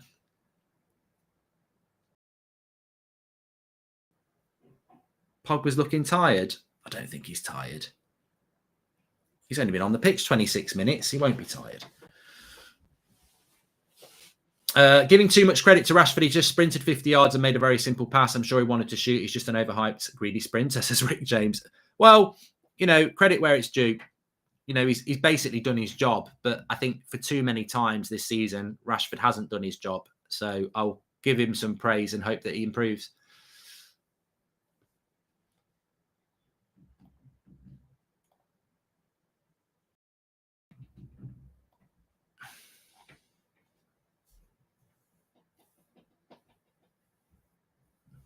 Yeah, I think the development of Delow is really interesting. He's become, solid, hasn't he?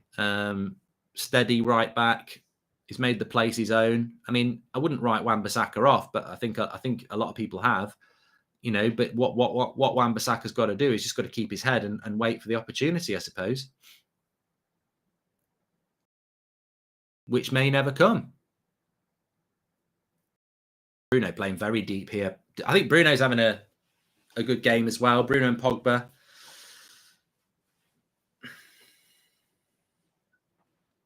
Give Pogba a new contract right now. Since coming back, he's shown exactly what we've missed, says Jacob. Oh, God, don't you just love fans like this? We're 1-0 up against Southampton, having drawn with Burnley, and we're handing out £500,000 a week contracts. This is why we fail. Let's see what happens in March before we start thinking about paying somebody £500,000 a week. Some people just get impatient. Just, we've got to win this game first. There's still an hour to go. Then we've got to beat Brighton.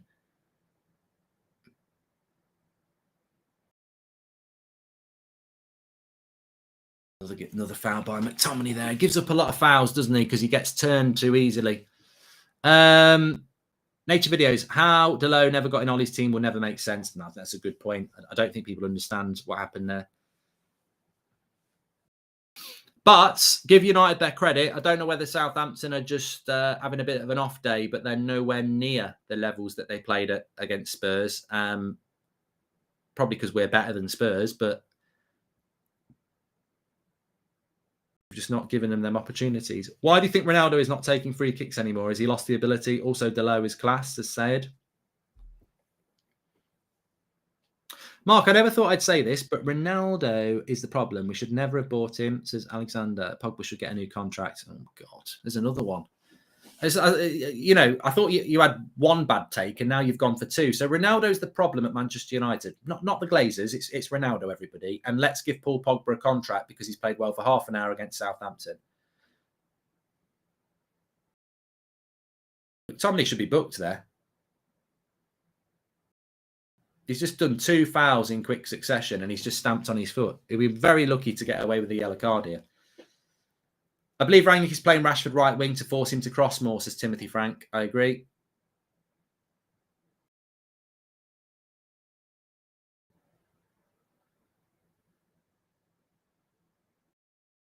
Yeah, he's booking McTominay. I told you to be lucky.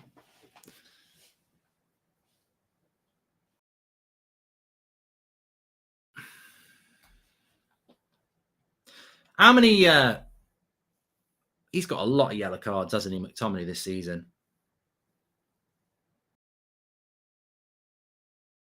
Well, I don't think the first foul was a yellow card, but that's a yellow card. And you don't go making a foul like that just after you've nearly got a yellow card.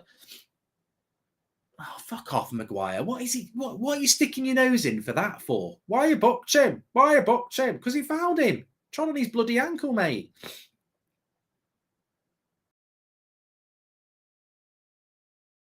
So what? We let him walk, make nothing from him again, and have another vacancy in the squad. We won't sign anyone. Mate, Jacob, let me tell you something. And I hope you clip this and you're proven right. Paul Pogba ain't staying at Man United. The reason he's playing well is because he's putting himself in the shop window for the summer.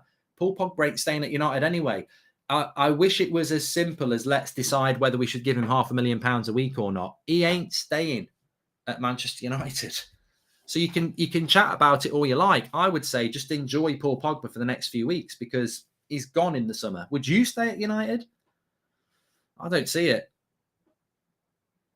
You know, people are talking to me last night about United not winning a title for 50 years and then half an hour of a good performance against Southampton and we're keeping Pogba and we're winning the league. This is why we struggle. People just want to live in the bloody moment in football and it's not how it works, is it?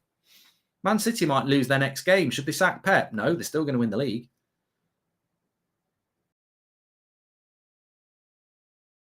Anyway, we've got 2 players on a yellow card here. We need to be a little bit careful. One of them's Rashford, so he should be okay. But McTominay is going to have to just, you know, calm it down a bit. I think we're eager to get that second goal, which is very, very important. I understand you've got to be eager. You've got to be aggressive to try and win the ball. And I would completely agree with that. But let's not go and mess this game up on a lack of discipline. Morning, Mark. CDM would definitely allow the ball to flow through the middle instead of always passing around McSauce and relying on wingers, says Cam, sorry. And Sancho is electric, says Matty Ross. We need to certainly get him on the ball a lot more.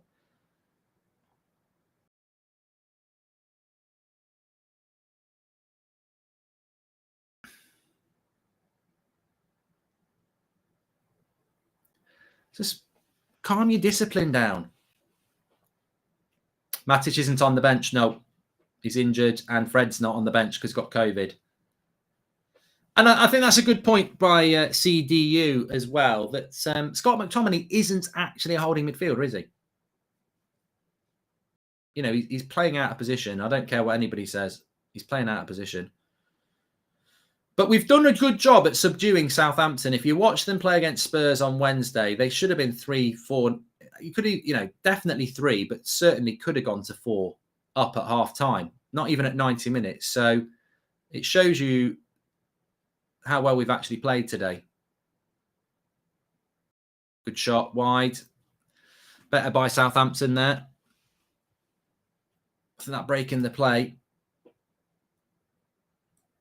Jack is watching from Italy and he's happy for Sancho.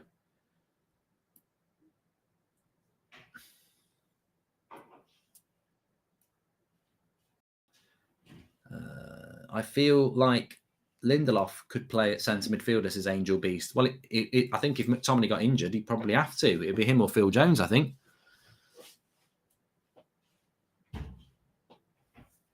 So glad we stuck with Scooby-Doo instead of one of those exotic-sounding midfielders. Great decision, says Alligator. I think that was sarcasm in case anyone was going to have a go at him. And sometimes United fans are so quick to jump to things. I think they're co-playing Arsenal fans, says Ian. I know what you mean.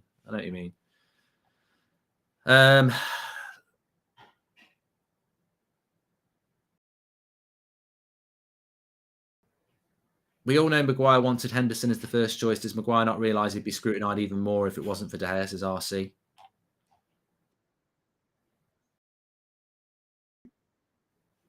All right. It's probably this guy. Ronaldo is more than good enough, moaning at Ronaldo, but want to keep Pogba after 30 minutes against Southampton. Fans need to show more respect, says Matty Ross. And would you play Lindelof as a temporary holding midfielder? If McTominay got injured in this game, Ovidal, I'd be open to anything because we haven't got, you could even try Aaron Wan-Bissaka if you wanted to. In relation to Ronaldo, I would say this, whether you think Ronaldo's had a good game or not, he should have scored. I'm never going to hype. I love Ronaldo. Obviously, I love Ronaldo, and that's never going to change. And I think fans of a certain age do love Ronaldo because he's a legend of the club. But whatever you think about Ronaldo, what option have we got today other than Ronaldo? Cavani is not fit, Martial is not here, and Greenwood is suspended. So we don't have anybody else to play up front. And don't talk to me about Marcus Rashford as a striker because he's not a striker. So, Ronaldo's the only real option. Lovely cross by Walker-Peters there. And Southampton have had a good couple of minutes here. That could have been a tap-in. Typically, Rashford's now the left-sided player. I was going to say, where's Sancho? They've switched. Sancho's in his own box on the other side of the pitch, tracking back. Rashford's playing like a bloody centre-forward, leaving the right-back spare. Maguire should have got into an air navigation career. Every time I see him, he's waving his hands, says Mike, mate. And hi, Mark. To all saying Ronaldo's the problem, we don't create enough for our number 9. He isn't the problem. Also, shout out to Van Man Kev, says Len. Well, no, I would concede that Ronaldo should have scored in this game. But I do also agree that it is a bit of it's a graveyard shift. Game's gone a little bit flat since the goal from United. I think we're probably trying to just catch them on the break. I mean, the goal was on the break, to be fair. But Southampton just starting to grow in confidence a little bit. We could do with a goal just to kill this game. Super Bowl's tomorrow night, Daniel. Both Maguire and McTominay are frequently getting booked. What does that say about the defensive capabilities, especially up against pacey players? Says Iram. And let's be honest, I seriously don't know why we didn't play Tuan Sebi as a CDM over Scott, but we sent him out on loan, says MG. What? There isn't one. No, it was for something else. It was for That's Entertainment highlights. Oh, they're down the right-hand side here. Watch that back post. Corner. Maguire does well to get back.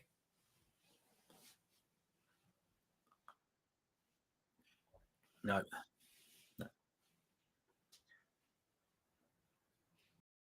Bruno's low-key man of the match so far, says IQ. I think Pogba and Bruno have been really good. I think just be careful of Southampton. The last 5 minutes, they're the better team. They're starting to get a little bit of their Spurs vibes going. So a corner here for Southampton.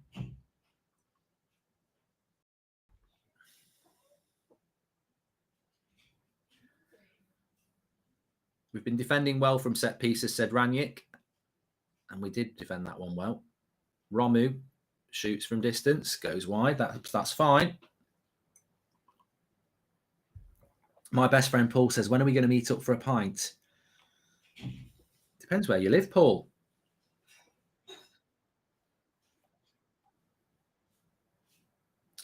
Pogba and Bruno have played well, says Chris. Yet the commentators are praising McTominay. Oh, God. I wonder why. Who's got a British passport out of them 3? Good play by Sancho. Oh, he's a bit unlucky there. People need to calm down with Ronaldo. Strikers are streaky players, and once he scores, he'll get going, says Brian. We just need to be a bit careful about Southampton here because they, as I say, the last 5 minutes, they've been decent on the ball, and United have drifted a little bit. Oh, we'll take the throw in. We'll take the throw in.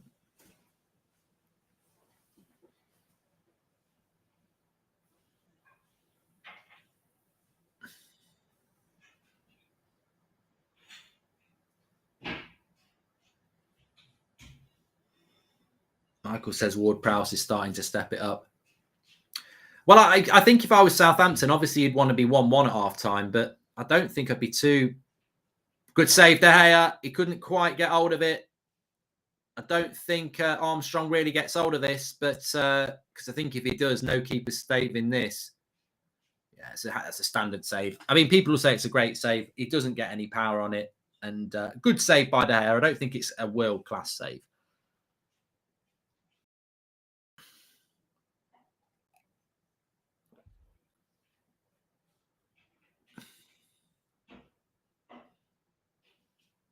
Come on, United. Second goal before half-time would really be big. Nice ball by McTominay. Here's Sancho. Ronaldo. Don't shoot, Ronaldo. Oh, he's put him on his arse, Ronaldo. Oh, go back, go back. Pogba.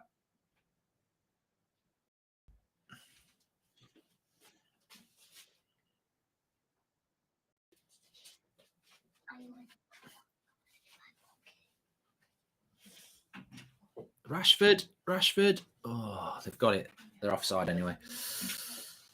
Yeah, I think if Henderson makes that De Gea save, it's probably the best save ever. But for De Gea, it was quite standard. Yeah, Rashford's offside there. Yeah, I think as much as Southampton would probably want to be 1-1, I think they'll be rather happy to go in at 1-0 down, knowing what United are like in the second half. Big second half for United. In many ways, it's what we as fans want to see. 1-0 up at half time. Let's see what we can do second half. Of course, remember, we're attacking the Stretford end. So, you know, but then again, that was the case against Middlesbrough and we didn't score. So, but Southampton are having a good few minutes here.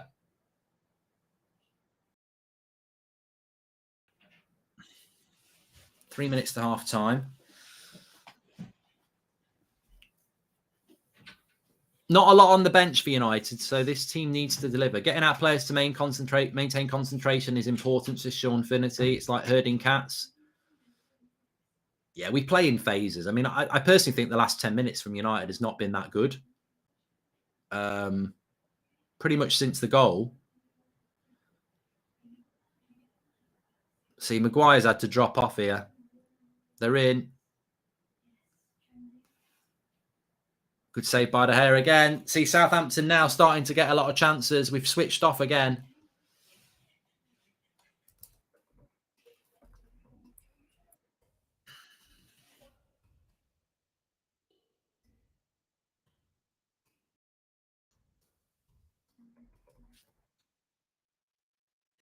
And this is, to me, why we're going to be in a... I think we're going to be in a battle all season, because I just don't, you know, we're playing, if we're absolutely honest, we're playing mid-table teams at the moment, aren't we? Burnley, Southampton, Brighton, Leeds, Watford. All our games at the moment, we could really fall into a false sense of security because we're not playing any of the top half teams. And you just think, if we were playing Liverpool today, I think we could still get smashed 5-0. Like, we just got to beat what's in front of us, and that's why today is so important. But Southampton are playing very much like, I don't mind them shooting from there. Rashford's brutal to watch, says JP. Dan James with free school meals played one square pass to Sancho for an assist. Him and Maguire aren't up to it, says JP. Ronaldo stick from Oliver, and we need Sue to come out and put this lot to bed. Their confidence is growing by the minute, says Nick P. Yeah, half-time probably comes at a good time for United. because I think we've really dropped off in the last 10 minutes, and Southampton have started to grow in confidence. Basically, since that yellow card foul from McTominay gave Hasenhüttl a chance to have his say with his players, and we just seem to be playing on the counter FC here.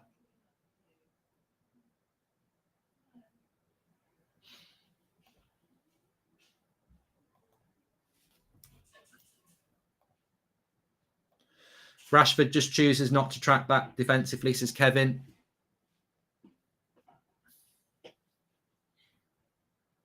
He's got his assist. I'm happy with Rashford so far.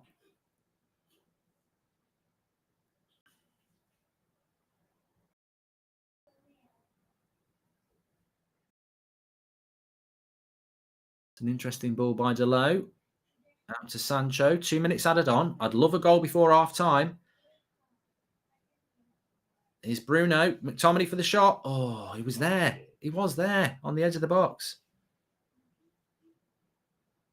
Hi, Mark. I think De Gea is class act. Anytime he's had a crisis in form, he's always responded and bounced back stronger. We need to keep him, says David. Apparently, he's going to be on a new contract.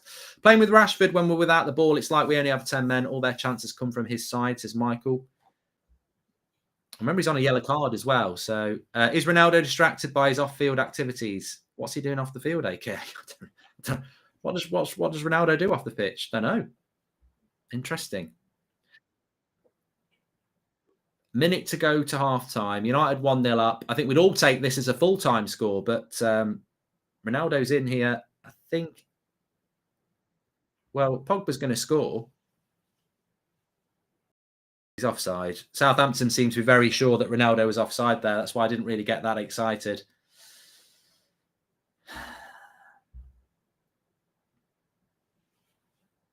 Oh, he's miles off. Yeah, miles off. Ronaldo. Good run by Pogba, but yeah, he's miles off. Can we see Ralph's strategy just need that extra mile, says Mohammed. Second half's going to be key in this game. All we've seen in the first half is that we can get 1-0 up in a game. Second half, can we keep it going for 90 minutes? And to be honest with you, the last 10 minutes of this half, we've been pretty poor. Southampton have been the better side. So second half, we've got to come out and play better like we did in the first half. And I think Rangnick will definitely be drilling that home to them.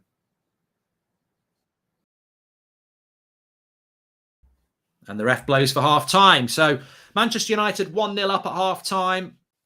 I'd like to say comfortably 1-0, deservedly 1-0. It's a straightforward goal by Sancho. I think Ronaldo should have scored before that. I think Sancho could have slipped Ronaldo or Rashford in as well before that. But Rashford's cross for a tap-in for Sancho from a brilliant ball by Bruno over the top to get Rashford in that pace. But in the last 10 minutes of the half, I feel that Southampton came back into it. And it's almost as if it feels a little bit to me like an away performance. We're letting Southampton sort of have a lot of the ball, and then when they make a mistake, we're looking to hit that ball in behind to Ronaldo or Sancho or Rashford. So there's not been a lot of what you'd expect from a home team, edge of their box, keeping them in their own half. Southampton have been the more progressive team. There's been a lot going on in the midfield. There's no problem with that. It's not like we're not Man City, we're not Liverpool. We can't we want to be that team that dominates somebody at home, but we haven't been that team for a while, and maybe in the future Rangnick will get us to be that team, but it could be successful. I think it's all going to come down to the second half. As I said at the end of the first half, it's what we're going to do in that second half. We've been here against Burnley the other night, and then at the second half we fell apart. So have United sort of had a bad 10 minutes at the end of the first half because they're keeping some energy for the second half? Maybe they're looking to game manage their intensity because they've been fading off in the second half. But yeah, it's all going to come down to what we do in the second half and how we get control of the game again, because Southampton certainly have got control of the game at the moment, and they are the team that's losing. So De Gea having to make a couple of saves towards the end of the half as well. We don't really have anything on the bench either, so conservation of energy is important. I'd keep an eye on the fact that McTominay's carrying a yellow card and Rashford's carrying a yellow card, because those two players are players that we're going to need to defend a lot. But it's about getting the 3 points today. If somebody said that's the 90th minute, you've just won 1-0, I'd be very happy. I'm going to go and have a steak dinner tonight. That'll do me. On to Brighton. Let's win that game. I think the most important thing for United in the next 2 games is to take 6 points. We've got to start to build a gap from Arsenal and Spurs and West Ham, because we're playing a lot of games and they're not in the next few weeks. So the result is massively important tonight. And I think it's going to be very interesting to see how Rangnick approaches the second half, because I look at that bench and I don't really see anything that's going to massively change this game. So look, let's just hope that the defence holds firm, because if we keep a clean sheet, we win the game. But what we saw on Tuesday night was that one mistake and one chance, and we've got to go and get the second goal as well. That's something we failed to do in our last 2 games. In fact, it's something we failed to do for a few games now, is score more than 1 goal. We only got 1 goal against West Ham, didn't we? So this can't be the 4th game in a row where we only get 1 goal. VAR is against us. That's simple, says Rudy. I don't know what you're talking about, but there we go. Thanks everyone for your super chats, by the way. Please do subscribe, bottom right hand corner. We're very close to 271,000. Is a lot of people talking about Ronaldo. I mean, I don't think we need to do that. Levin's saying that Bruno's the spare man because of our 3v2, and he plays the ball into Rashford for the goal. There we go. And let me just say that's perfect too. So there we go. All these Ronaldo haters. I mean, I'm not going to talk about Ronaldo because I know exactly what's going on in the chat, and it can be dealt with by the moderators. It's not a relevant topic point. He should have scored without a shadow of a doubt. But apart from that, again, it's been a bit like the graveyard shift because we're playing on the counter. But the most intelligent observation about Ronaldo is, who are you taking him out for? Cavani's not even on the bench. We don't have Martial anymore, and Greenwood suspended. So who are you playing up front? And if you're saying Elanga or Rashford, you don't know football, because they're not strikers. So at the end of the day, whether you want Ronaldo to play or not, and I'm more than happy that he's playing, there is no viable other option to play today anyway. So just get on with it. If only we had signed a midfielder in January to help with the depth. Board apparently knows best, though, says Oz. Oz, we can't buy anybody in January. We've got what we've got. I'm happy that Rashford's got an assist. I think that's something that we really should praise, because he needs to get it into his head that an assist is better than a shot into the side netting from a ridiculous angle. I think he needs to track back more. There was a point in the last few minutes of the half where he swapped sides with Sancho, and Walker-Peters has got the freedom of that side, and he stood virtually on the halfway line. We're 1-0 up. We've got 3 points. It's now about concentration and effort. On the ball as well. Let's get the second goal and kill the game. If we're not going to get the second goal, let's make sure that we're working hard and we're tracking back and we're not giving them easy chances. Because I think the goals that we tend to concede, you look back at them and go, and how's that happened? If only, so that's from Oz. Hi, Mark. Manchester United have not lost a league game since after leading at half-time since May. Surely not today, says Rory Saunders. And to be honest, mate, a draw would feel like a loss. I'm not saying we're going to lose. I don't think we look like losing, but we don't want to draw again. Amazing how Ronaldo finds space to run in to put the boys that are always a step behind, says Mr. 1972. And first 20 minutes, I was happy enough, says Gary. Why do we keep fading out and losing control in the games? Rashford needs to improve defensively. And also, we've also got a super chat from PMV Patrick. Love Sancho growing in confidence. I'm actually going to do a halftime poll for you as well. It's going to come in for you now. Let me just write it out. Basically, we're talking about man of the match so far. I think there are 3 big contenders for me. Is there 4? Let me just think. I will add another one in just in case, because he did make a couple of saves as well. So 4 options for man of the match. Get voting in the chat. Interaction on the United stand, that's what we're going for all the time. So make sure you smash a like on the video and subscribe. I feel like Ronaldo stumbles a lot recently, says a FIFA Gangster. I don't know, but I feel he also loses his balance. And Pogba seemed to have turned up today's game. Good first half from him, says Dirty Flow. Well, yeah, you can choose between your man of the match, between Sancho, De Gea, Pogba and Bruno. I think they're the 4 best players on the pitch so far. Bruno's pass to get Rashford in was delightful. I'm just watching the goal now. I mean, it's a straight fall. I mean, the thing about Rashford there is he's actually close enough that he might have had a shot, and he never thinks about having the shot. The ball by Bruno is delightful. And then, I mean, it's an easy assist. anyone's going to make that assist. It's easy. But the fact that he does it makes me very happy because, you know, I've seen Rashford shoot from there before. So give him the positive C on there. It's tactics. One winger is staying higher up pitch with Ronaldo on defence. Watch replays. One winger is tracking back. One is staying up every time, says Darren Stewart. But it's stupid tactics, Terence, because Walker Peters was free. Someone's got to mark him. I don't care whether it's tactics to keep one of the wingers forward. But if they score because we don't mark anybody up, then you know that you've got to track that. You've got to track them. Hope Ronaldo can get back into form, says Jay. I mean, this was the chance for 2-0. I don't know why Sancho didn't do it. Maybe he felt he didn't have the pass, but very nearly made it 2-0. Very nearly scored another one as well. But Sancho scoring goals. And if you know anything about Sancho, which I'm sure many of you do, he has had past seasons at Dortmund where he started off badly. And then suddenly you check his stats and he's got loads of goals and loads of assists. He's got this ability to just go on a run of form. And I think at the moment, 2 goals in 2 games for Sancho, and he's, you know, he's doing well. But we do need to be wary of Southampton. They've not been in the game. I think this game's going to be very similar to the Brighton game. I think Brighton will play in a very similar way to Southampton. Different formation with Brighton, but the same approach to the game. They want to pass the ball. They want to create chances.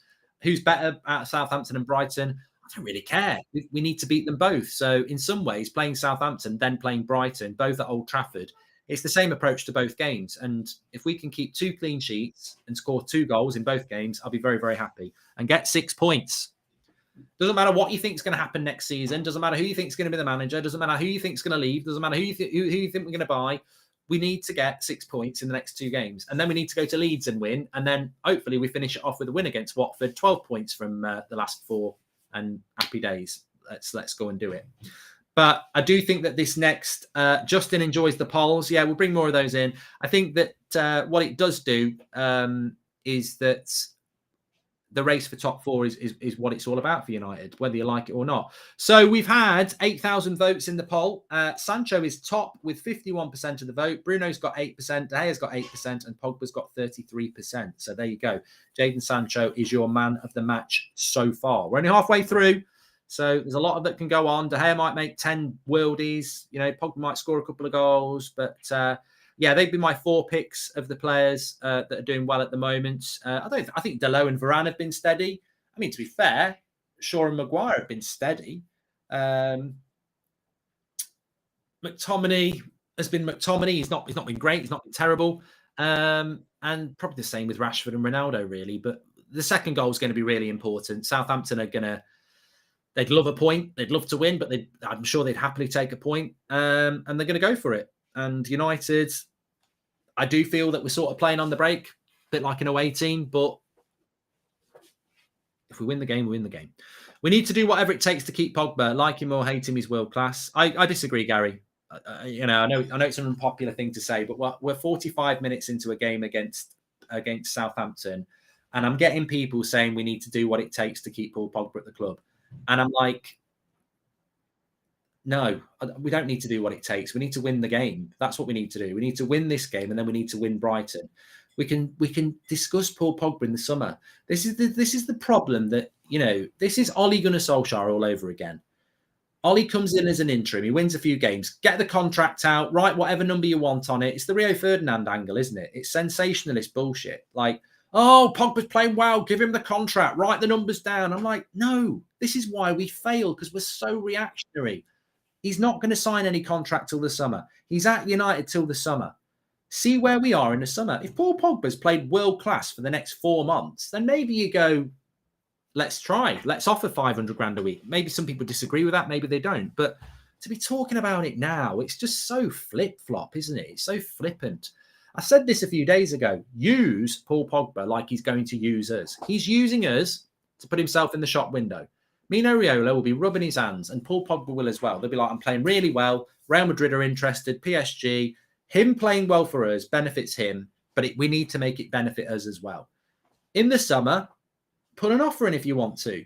But for now, we need to win this game. We need to win against Brighton. And I did say it in the first half, it feels like Pogba and Sancho are the 2 best players on the pitch, probably because they are, but also because they're new.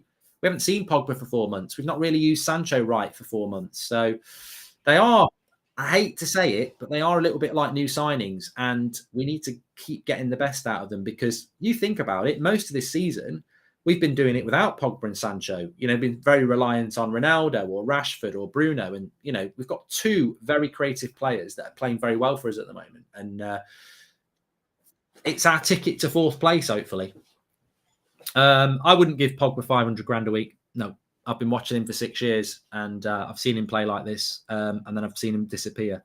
So I wouldn't give him 500k a week. No, but a lot of people in the chat would, but I'd wait till the summer. And also, above anything, I'd be very surprised if Pogba signed any contract at United anyway. I think he wants to win things. I think he wants to try something new. And I don't think he will risk at 29 another 3 years at United when he's been here for 6 and we've done nothing. So I think they'll be queuing up at PSG and Real Madrid and maybe somebody else. But that's a conversation for another time. Let's enjoy having Paul Pogba in the team now, and let's hope he keeps performing like he is. Is it just me, or are they attacking Rashford's side? When he switched sides, the attack went with him, says Kevin. They might be attacking Rashford's side for a couple of reasons. One, because he's on a yellow card. So a player on a yellow card's not going to be able to start chucking in tackles because they're going to play more conservative.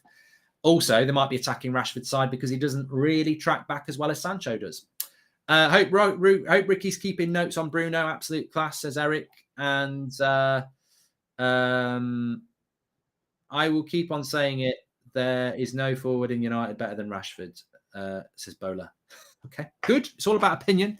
Mark doesn't write Pogba. Well, mate, you don't watch the show. I think the chat will tell you that's not true.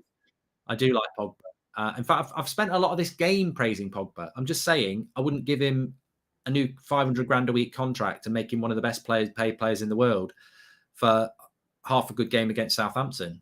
But if you want to, that's up to you. I just wouldn't. And also, I know he wouldn't sign it. So I just think we need to focus on winning this game first. Someone turn the electricity on in Old Trafford. The fridge is running, says Aidan G. And substitutions, I don't think substitutions are an option. I'm trying to think who's even on the bench. Lindelof's on the bench. Wan-Bissaka's on the bench. Jones is on the bench. Alanga's on the bench. Mabry's on the bench. Lingard will be on the bench. Mata. So we don't really have a game changer. It's not like the other night where you've got Ronaldo or Cavani or, Martial or Donny or someone like that. We haven't got any of that. So we've got to go with what we've got, really. TF Place, his opinion on Ralph's comments about a centre forward. Yeah, so Ranić has basically said it's a no-brainer that we're going to have to go and get a striker in the summer, which we know because Cavani's going to go. So it's funny, isn't it? Again, United's targets are moving again, isn't it? That the holding midfielder is what we need. And yeah, imagine Maguire makes another mistake second half. Don't. We're not imagining any mistakes, AJ. We're imagining a second goal and 3 big points. That's what we're doing.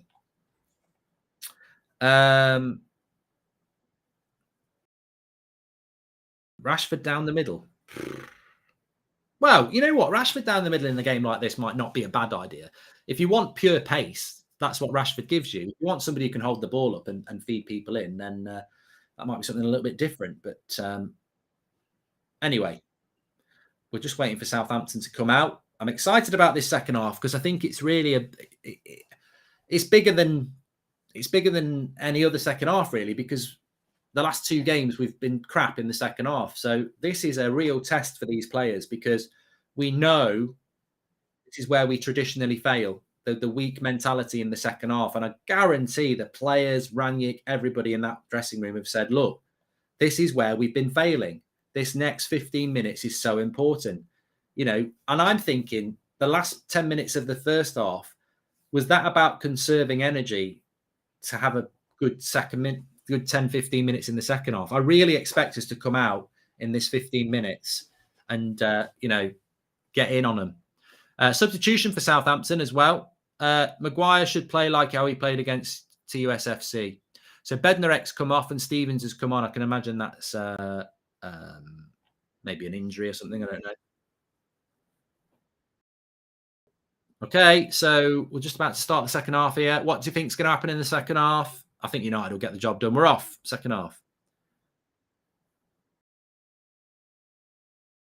Good start from United, this on the attack. That's what we want to see. Quick start, get a bit of momentum going. Here's Delo. I wouldn't say 2-0 kills the game, but it gives us a massive, massive boost.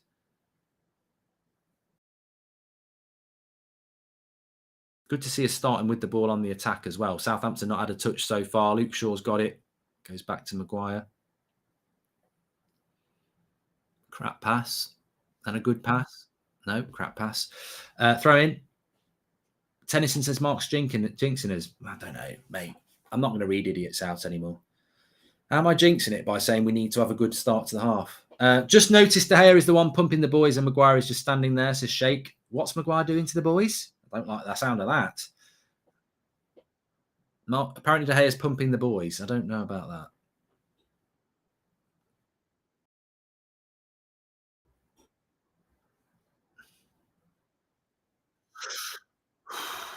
McTominay with the back pass there. Just about got the right power on it. I mean, I'm going to say something quite controversial here. I don't think it is controversial. If Ronaldo carries on like this, I would be looking to take him off with about 20 minutes to go. I do think his performance is... I don't think it's bad, but I think it's subbable. You know, he's not really having a massive influence on the game, so maybe switch it up. But there's a long way to go yet. And you know what? He'll probably go and score in a minute. Good tackle by McTominay. Unlucky. Unlucky. Watch out for that yellow card, Scott, as well. Oh, that was good pressure there from United. Keep it going. United, they're trying to press here. I'd put Matic for the last 30. You wouldn't, Kushina, because he's not on the bench. We've got no Matic. We've got no Fred. Oh, here we go. Oh, for fuck's sake. What a finish. Shea Adams, 1-1. Same old United. It's just ridiculous. It's so predictable. How? I mean, if you're David De Gea, you've got to be so pissed off. It's a wonderful finish by Shea Adams because he's put it in off the post. There's no way you can blame the keeper for this. It's just... That's Rashford not tracking back again as well. He's onside. He's definitely onside. And he's just passed it into the bottom corner.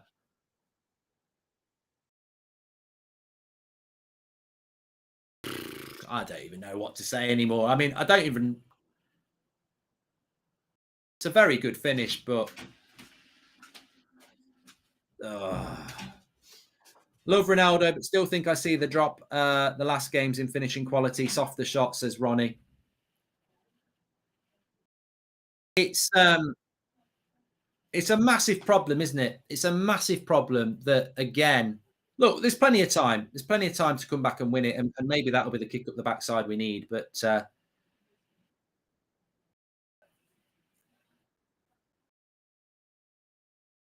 every time.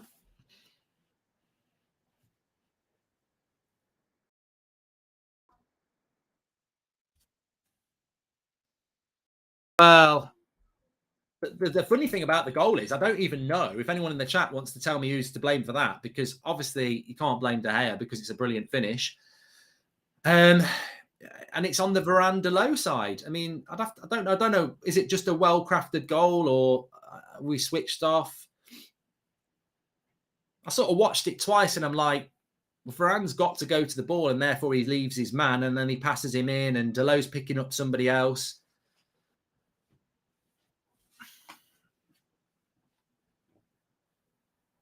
Robert says, I'm sick of Shaw always playing people on side. Wait a minute. Oh, good tackle. Ronaldo. I tell you what, I had to tackle Ronaldo there because it was last man. Rashford wasn't tracking back. I don't know. I don't know whether I agree with that. Rashford wasn't tracking back, but I don't think any of the men would be Rashford's man. I don't know. I'd have to see it again. A lot of people are talking about it. I mean, I think ultimately, if you're blaming anybody, you've got to be looking at Delo and Varane, but they are marking 2 players and Varane has to come out. So is it a midfielder not making basically it's a 3v2 situation. Delot is marking someone, Varane has to come out and they leave someone. Shaw did keep him on side again, yeah.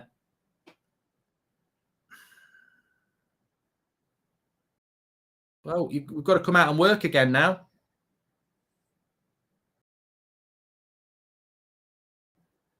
Oh, that's ours. Come on, Delot. Come on, Delot. Bruno, first time cross Rashford. Oh, I'm bloody pissing in the wind asking for that. First time cross from Rashford.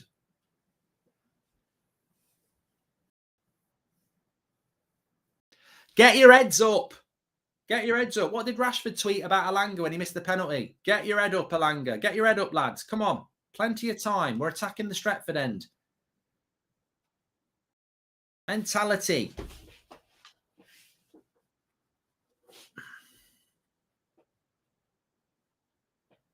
It was a good finish by Shea Adams. I mean, the fact that it went in off the post like that. He's put it in the one place. I don't think De Gea can cover that angle. What the heck was McTominay doing just staring at the runner? He left Pogba outnumbered, says Emiliano. I'd have to see it again, mate. I need to see that goal again because I think it's not an obvious goal to analyse because you've got to look at why Delot, good tackle. You've got to look at why Delot and Varane end up in a 3v2 situation and it's got to be because someone's let a runner go. Oh, Maguire! Bloody left him for dead there. Slow as shit. Oh, I tell you what. They're coming again. And he's just shot wide.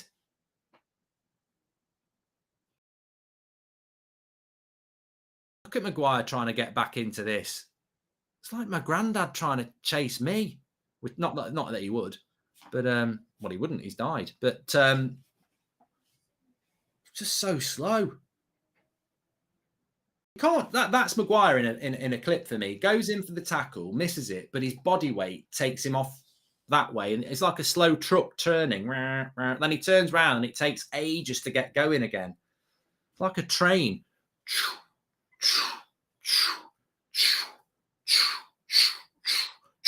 All right, sorry, they've had the shot now. Stop.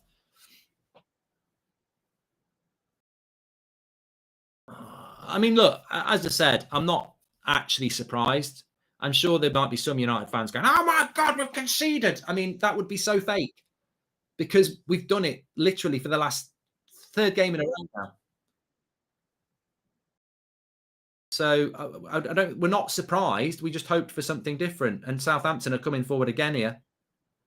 He's going to get booked, Luke Shaw there. Good save, De Gea. They're all over us at the moment.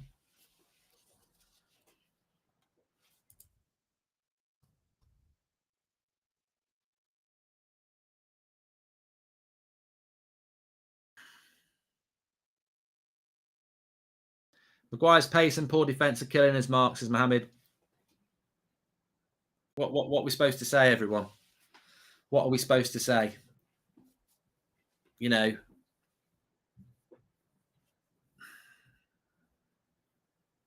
Get Shaw off the pitch as the Red Devils. Headed away. Oh, bloody hell. I say headed away. Bruno headed it. It skimmed off his head and it went into the side netting. On a serious note, they need to pick their heads up here. Maguire is a liability, says AJ Blooms. Southampton have got the confidence at the moment.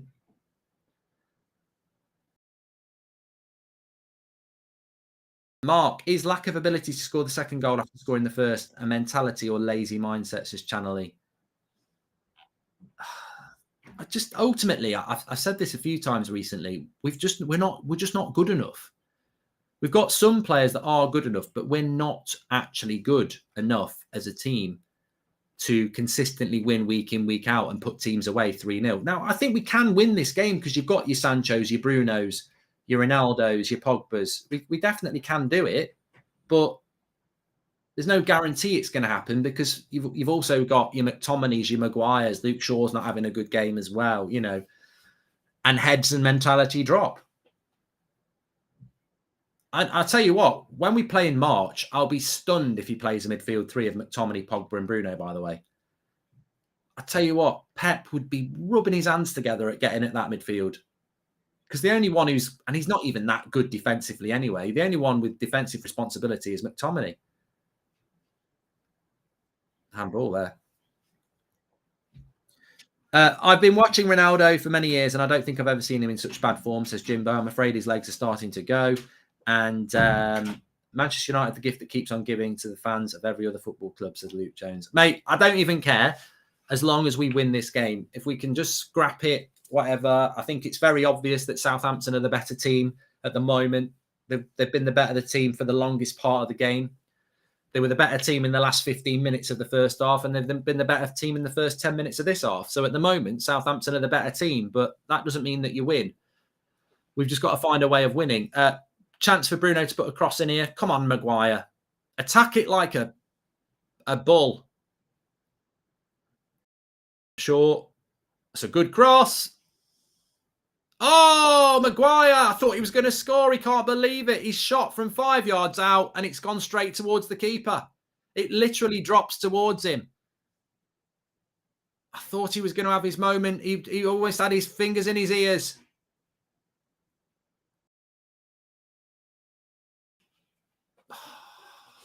We haven't seen it back again.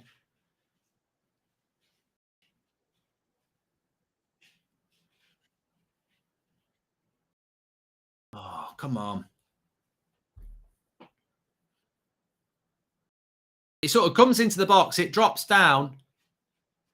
He's hit it. But, yeah, he's not. Yeah, you can't blame him for that. He's tried. I think it deflects off the defender a little bit as well.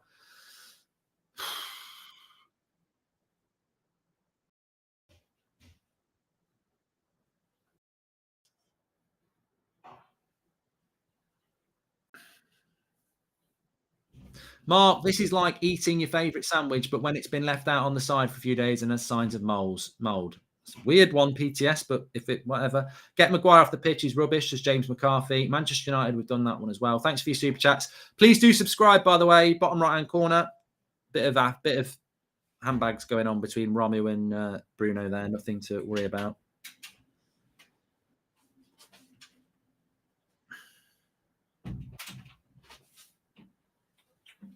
Remember, we will have the match reaction straight after this. Player ratings as well, which you can do. We're live every night at 8 o'clock. We will be live at 8 o'clock every morning around 10 o'clock. Please subscribe, bottom right-hand corner, and get involved in the chat. I'm sure we've probably got quite a few Arsenal, Spurs, West Ham fans watching this, hoping that we drop points again. As I said before the game, when we're talking with Levin, this is not a game that we can afford to drop points in. You can't take 2 points from Burnley and Southampton. You've got to be taking 6. The maximum we can take is 4, but we can't keep dropping points. Like Joy says, we can, but if we want to get top 4, we've got to win.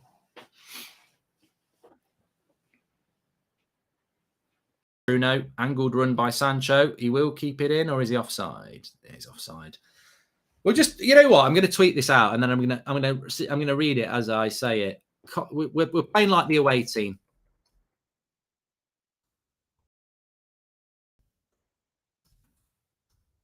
Crap in possession and constant long balls.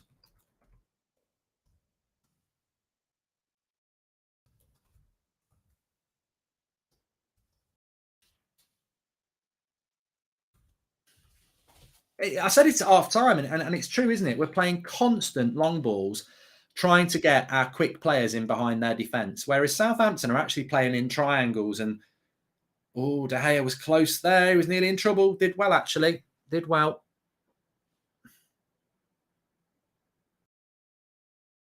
Foul on Pogba.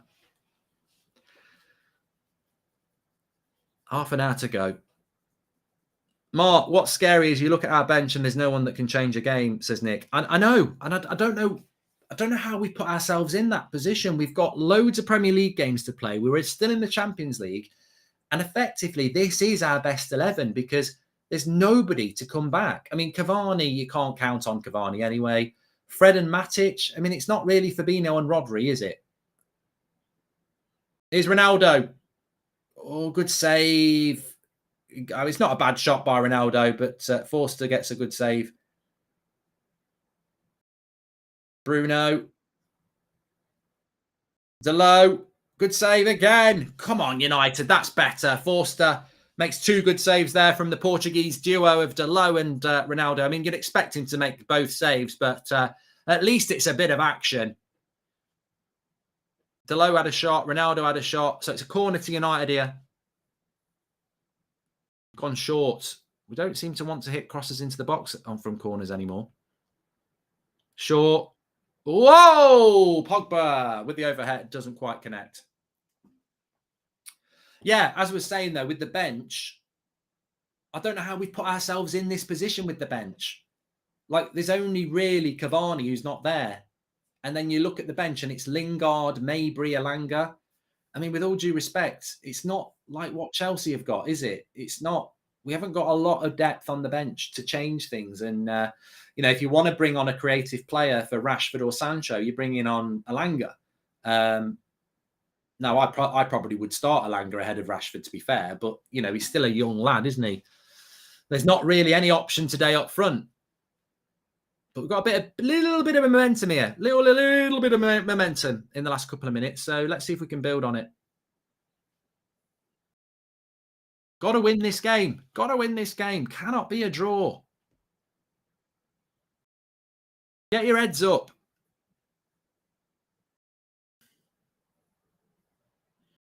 Need to keep this momentum as well, because Southampton have had all of the play really for 15 minutes, but we've had a little bit ourselves here for a couple. Rashford and Sancho have swapped sides. Rashford off the left. Cross shot. Headed away.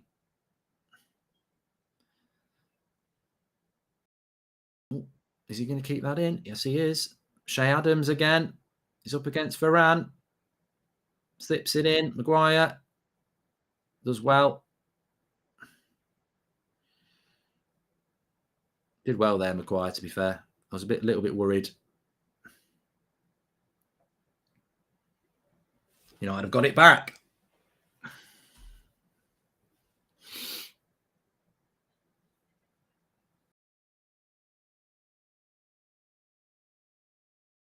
That's the scary thing, Mark. He's going to play this team a lot and they're going to get worn down.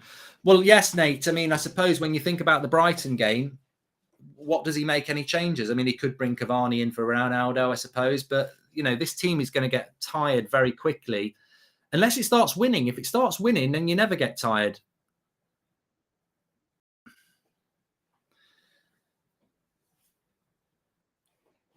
But they've got to get that confidence going. We got no one because they all been loaned out, says the Honest Tiger. Yeah, and they got, why they got loaned out? Because they insisted on being loaned out because they weren't being used enough.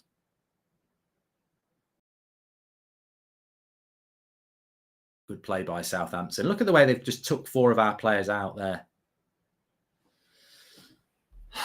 63. I think Southampton have played better than us so far. I thought we started off quite well for the first 20 minutes. We got the goal. But since we've scored, and there's too many performances going back. I'm fed up of this as well. Oh, well done, McTominay. Oh, good tackle, though. In for the second ball. I'm fed up of this as well. Too many performances disappear in the second half. Bruno had a good first half. It's disappeared again. Sancho had a good first half, not getting him on the ball enough. Pogba had a good first half, not getting him on the ball enough. Oh, my God. That was another chance. Rashford not tracking back again.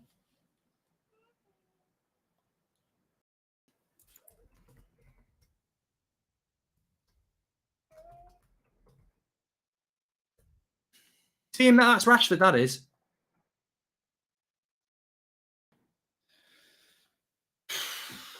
We went from having too many forwards to having none.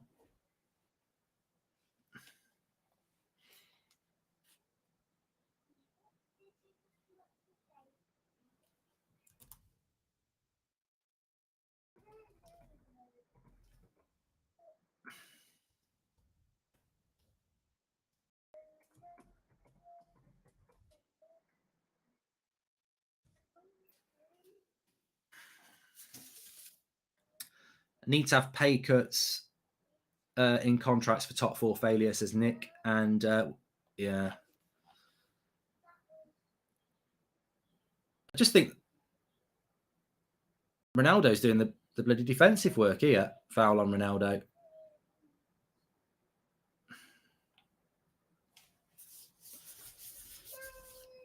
Well, whatever happens, we might find a win, but I still think you've got to look at it long term and go, again, they've come out in the second half and been shit for 20 minutes. Even if we go and win the game, it's been another shocking second half, hasn't it? Really.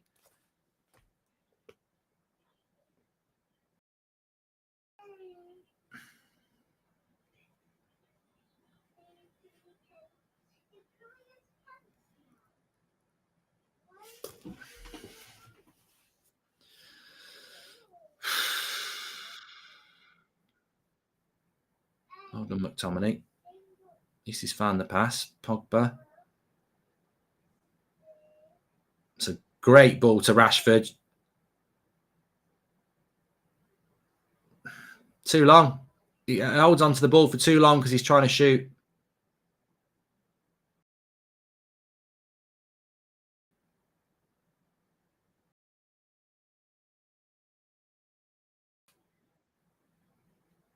Oh, they nearly scored again. He just skips past Maguire.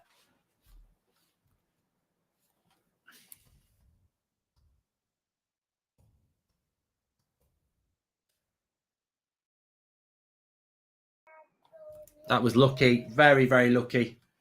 And that comes from Rashford at the other end. And then Maguire's lack of pace. I mean, look, he just skips past. He's got a yard on him, Maguire. And he can't. It's just so slow. We're so lucky there not to be 2-1 down. And that's because Rashford's trying to shoot up front. And then Maguire's too slow. We're going to do great to win this game, people. We are going to do great. United have lost their mentality compared a few years ago. At least in the Joes, they had desire to win the double. Multi-gamer says. Imagine we'd never signed Ronaldo with Cavani always out and Greenwood's case, as Phil Jones. Yeah, Luke Shaw's games fell off a cliff again in the second half. Same thing happened against Burnley. I think Bruno and Pogba just are trying to get it going, but I mean, he should have made a sub by now. Like, there are players on that pitch that need subbing. Like, we're not playing particularly well.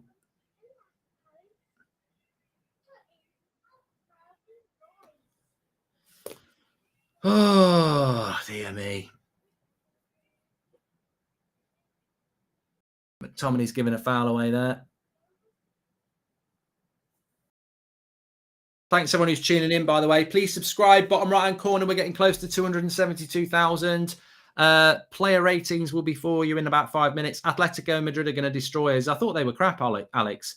Our biggest downfall is insisting on playing Maguire and Rashford, says Nana. I mean, we're very lucky not to be 2-1 down. And I tell you what, if we'd gone 2-1 down, Rashford and Maguire needed to come off social media for the weekend because it would have been on them, that goal.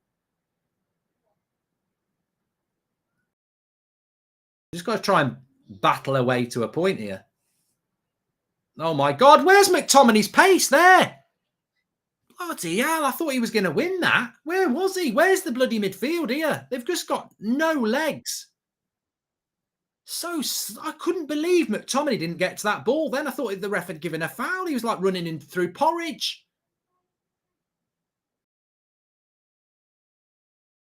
Here we go. On the break. This is our best chance on the break.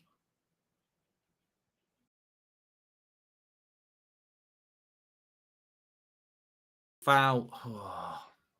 Our best chance on the break in this game. Because Southampton want to win it. Delo, Varane and De Gea are the only players who were consistent the whole 90 minutes, says Jameson. Lindelof and Maguire, Bruno 6. And ability with the change. He's got to change it, Peter. Maguire's best contribution to the team comes when he's not called into action. If Rangnick continues playing this joker, then he's not the guy, says Julian S.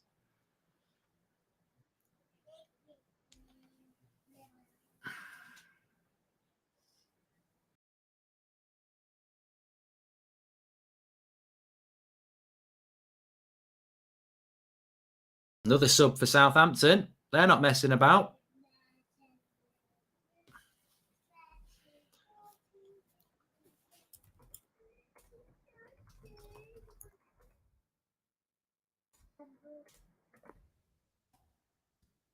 Like, you know what? We've drifted back into Ollie, haven't we? Where's the bloody subs?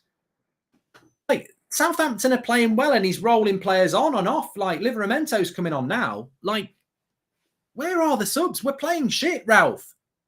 We're playing crap. Where's the bloody subs? What could possibly be the reason for Rangnick to pick Maguire over Lindelof? I just don't get it, says Al Dude. And would be nice to have Van der Beek right now, says Brian. And Mark, do you think we should look for a new right winger in the summer? Sancho looks much better on the left than on the right, says Ivor. Yeah, I think we do need a new winger. Anyway, we've got a free kick here. Bruno's just going to whack it up, I think. I'm so annoyed that Favourites FC has left us with no options on the bench, as Andre O'Brien. As guilty as Ollie, we can maintain brands and keep subpar players. Yo! He's offside. Bollocks. I thought Sue would come out. Damn it. I was so excited.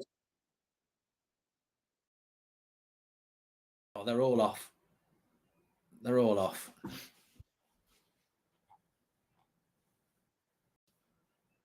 "20 minutes, mate."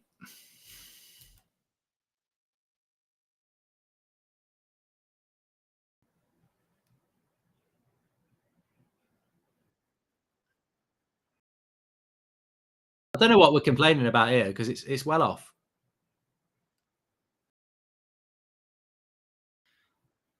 Tellez and Alenga and keep Sancho on the right, says Mowgli.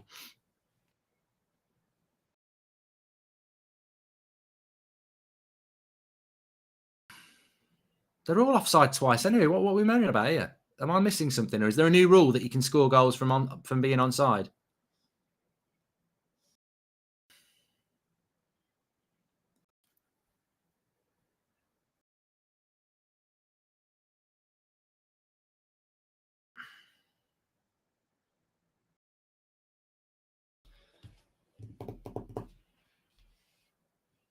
Yeah, I don't know what United were moaning about there. I really don't know. It was definitely offside.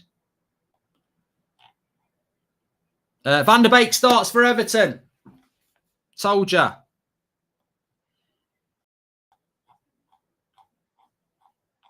Starting in the midfield, in a midfield 2.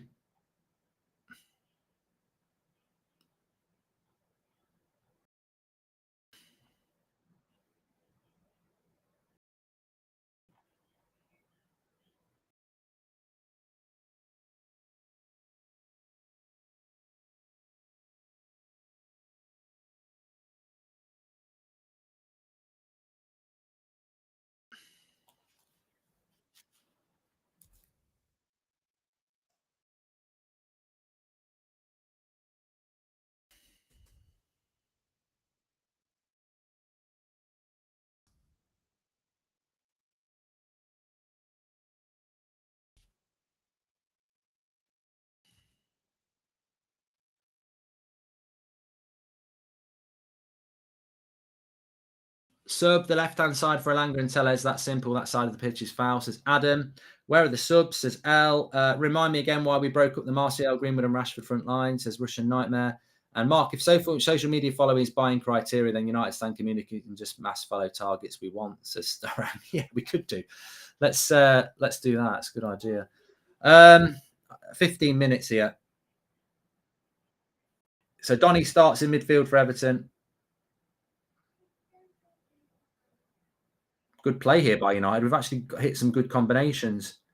Rashford's crossing is unbelievable. Why is he back playing on the left?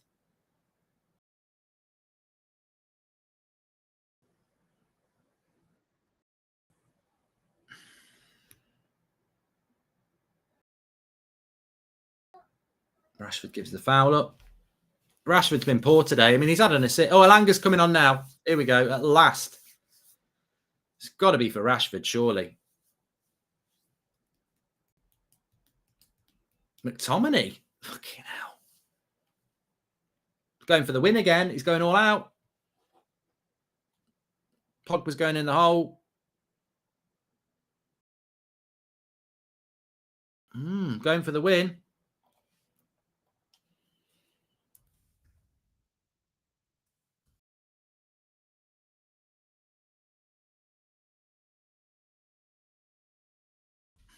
You know, you can't knock him. He did it against Burnley as well. He really understands that we need to win these games. It leaves us a little bit weak defensively, but he knows the importance of winning the game, doesn't he?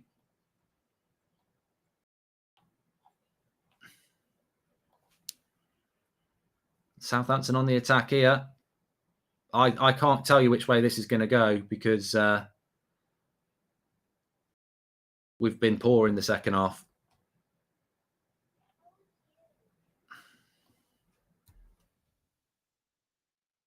Do the forward pass merchants like this. Slow build up trumps treating the football like a grenade any day of the week, says Andre. And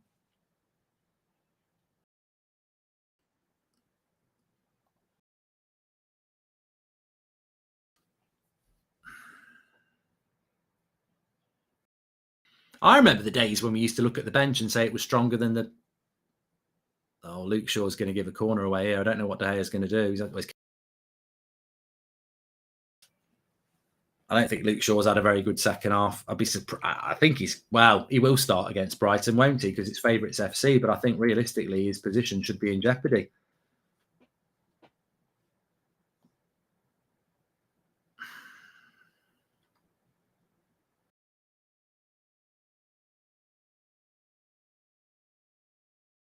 Okay.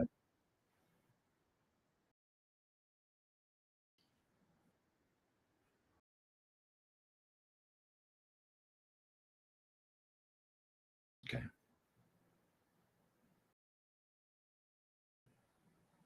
Oh, good ball by Sancho. Alanga's on here. He's off. Get onside. Oh, Delo. The game's starting to open up, and it goes for a throw-in.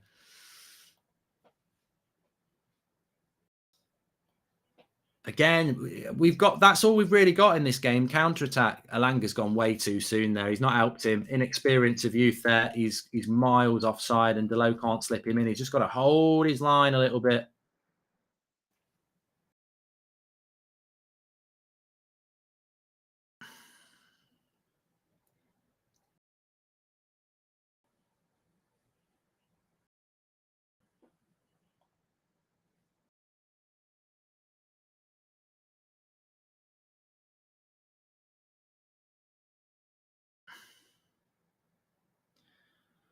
What a finish that was by Shea Adams. Oh, just second half FC. We've got to fucking win, lads. We're getting into that last chance saloon now. We've got to win. We cannot drop 2 points again.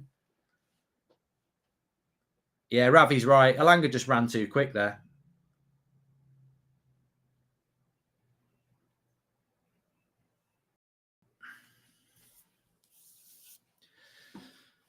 Would love to see Mabry now, says Charlie. Well, it's the second game in a row where we've took McTominay off and played basically without a holding midfielder.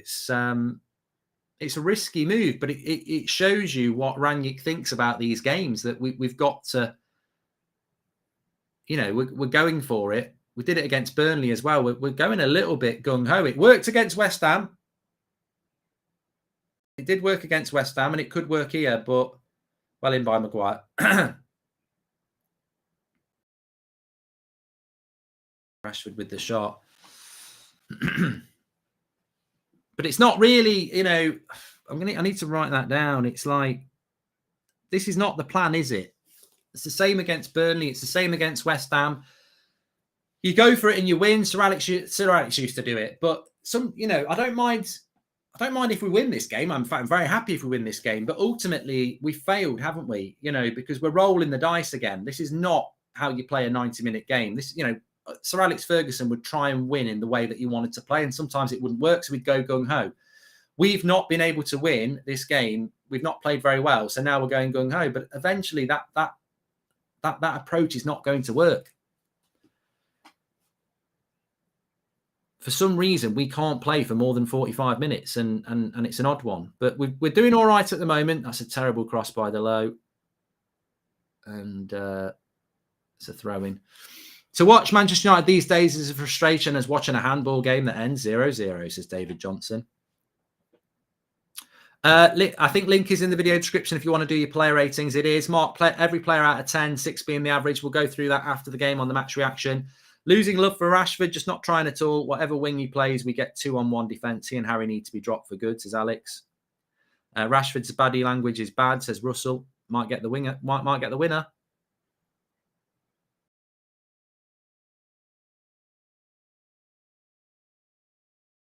Offside. 10 minutes to go.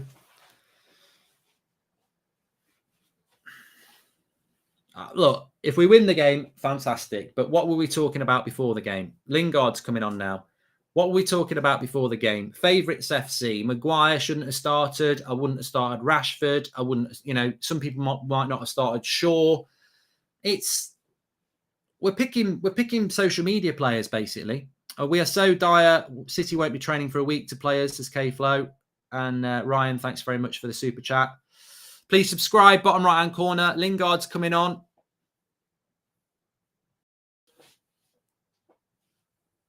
For Rashford. Another bad performance from Rashford.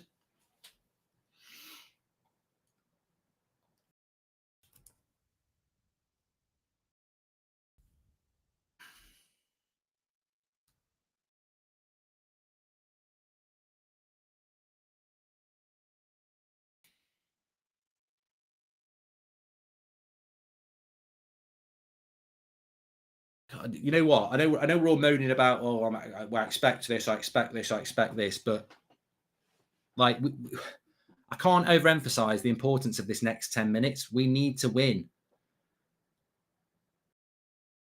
Can't drop 4 points against Burnley and Southampton. Our crossing is the worst in the league, says Jack.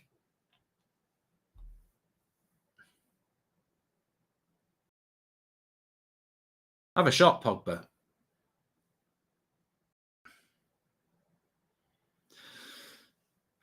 Southampton on the break. They've not really done much, Southampton, for the last few minutes. So there's a ball on here. Walker-Peters. Thank God he didn't put the cross in.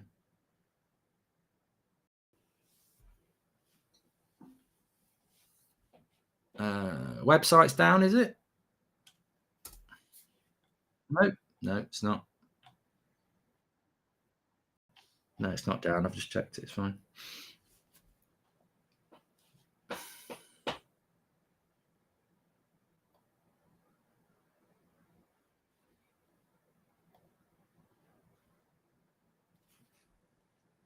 Yeah, you can do your player ratings through the link in the video description. Mark every player out of 10, 6 being the average.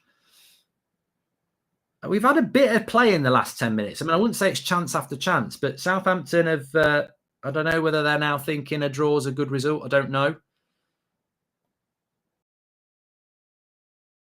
Maybe the change of taking McTominay off has given us more attacking impetus, which is what you would expect it to do.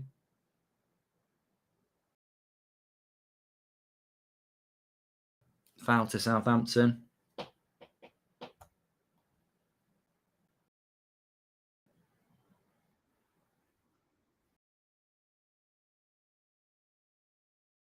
Yeah. What's happened here? Because he's hurt himself, Livramento, and I don't. It's a bit accidental. I think Pogba trips him up and sends him into the Southampton player. Yellow card for Pogba.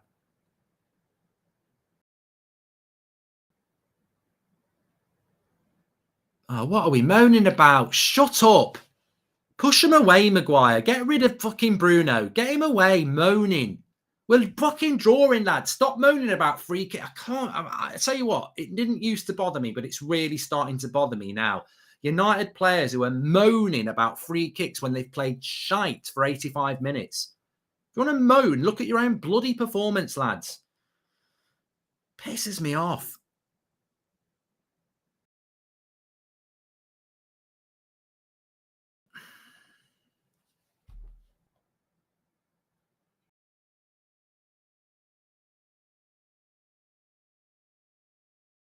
It looked like a bit of a soft yellow card for Bruno, for Pogba, to be fair.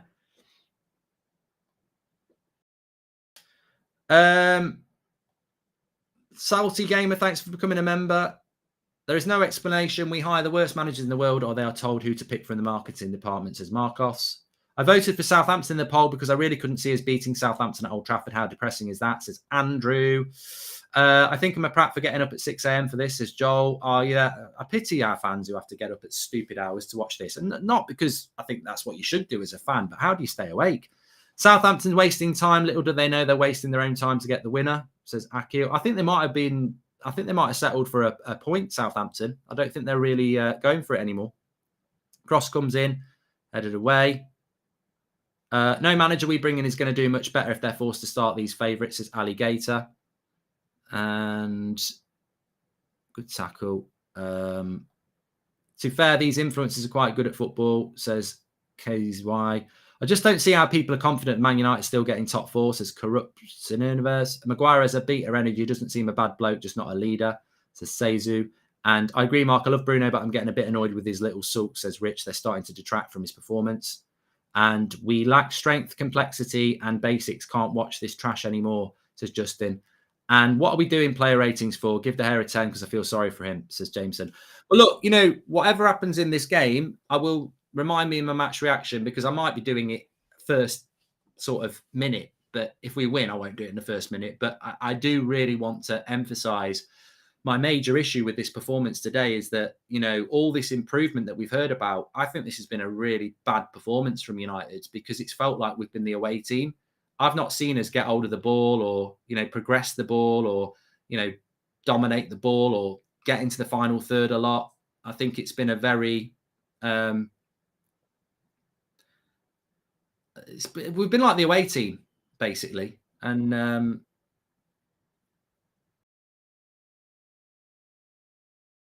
oh, he's away. He's away from Maguire, Brozier. That's a penalty. Oh, he's giving a goal kick. I think that's a penalty by Maguire. He might have got away with it. I mean, he sends Maguire back to bloody Leicester a lot, and then Maguire either does really well or I think it's a penalty. I think it's a penalty. Like, what does Maguire do to win the ball here? No, it's a soft penalty, but it's no, it's not a penalty. It's all right. We lack strength, complexity, and basics, says Justin. It's not a penalty.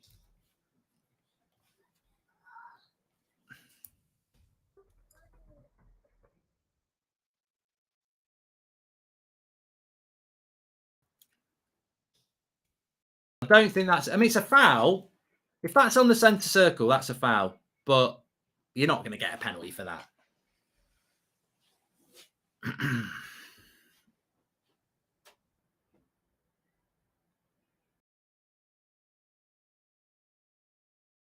It's a foul on the centre circle, but it's not a foul in real life.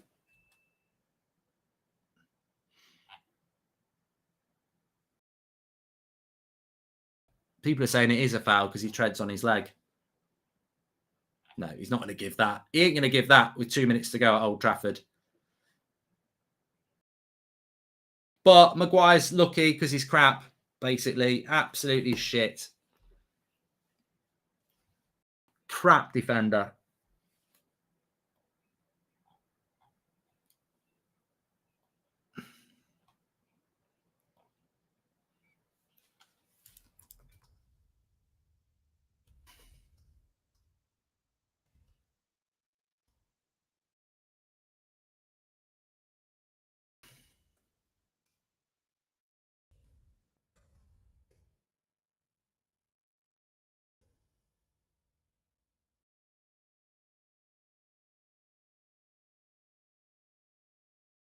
Lingard's booked now.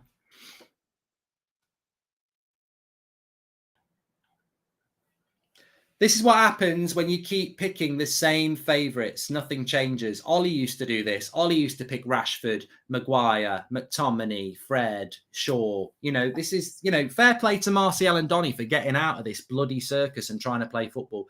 5 minutes added on. There's still time to win it, but there's no hint of us winning it.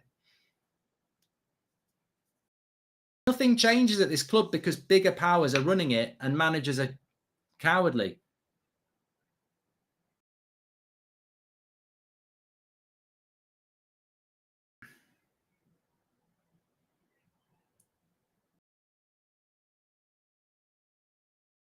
£80 million for Maguire. The board has lost it. They need to get out of our club, says Justin.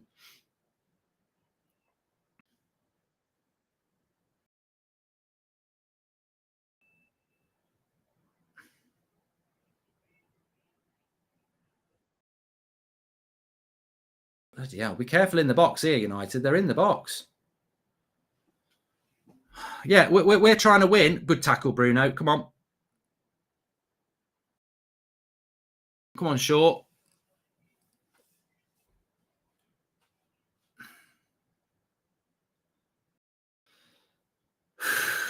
Come on, we need a winner. We need a winner. We don't deserve it, but we need a winner.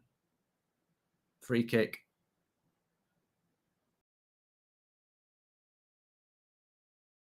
Whip across into the box.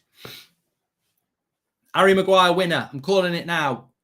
I can see him running to the Stretford end. I can see it. I've seen it. I've seen the future. I'm a madman.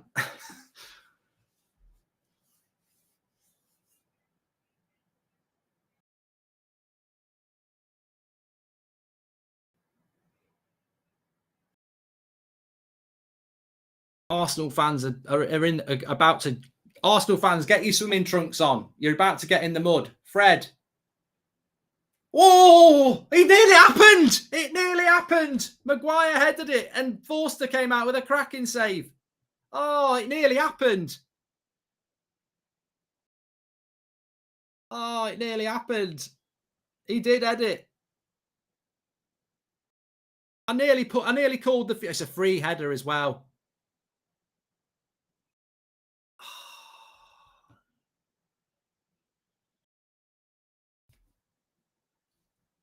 Bollocks. Ollie beat this lot how many times? Keep on making excuses because you like Ralph. Ronaldo is no help. At least he talks tactics as you're.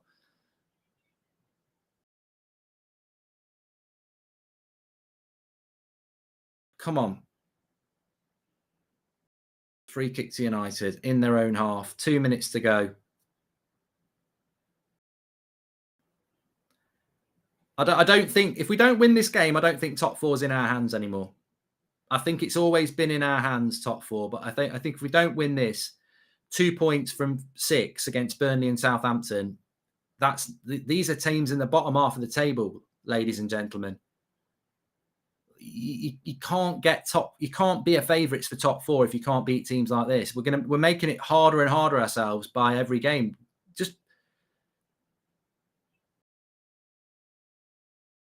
go on, Delo.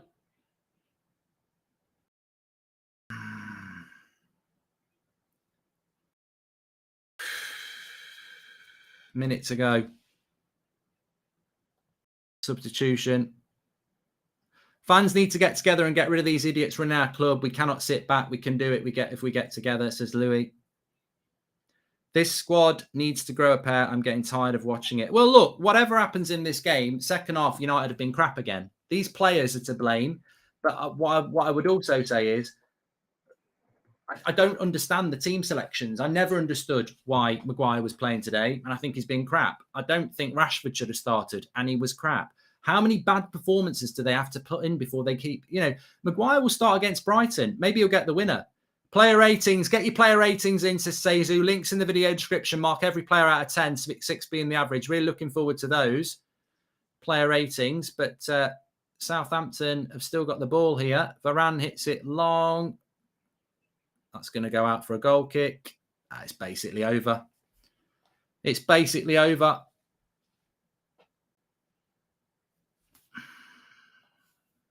Southampton deserve the point. United don't deserve to win. We've played long ball, away football. Players aren't good enough. I tell you, why was I mad when Maguire got picked? Because it symbolises absolutely everything. We are picking social media players. Simple as that. Social media players.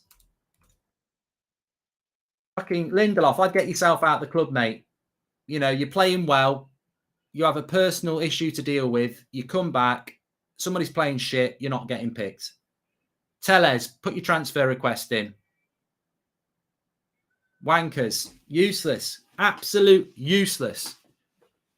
One substitution as well. Well, two. Lingard comes on. Fucking useless, lads. You are a bunch of... Go and get your training kits on. Get your training kits on. Get a few more followers. Useless. What's going on at that football club? People being picked who shouldn't be being picked. Influencers FC. Influencing team selections. Maguire's lucky he didn't give a penalty away. Southampton could have won that game. They were the more likely team to win the game. Who was the better team in the second half? Southampton. Who deserved to win the game? Southampton. Shit. We're a franchise full of social media influencer players.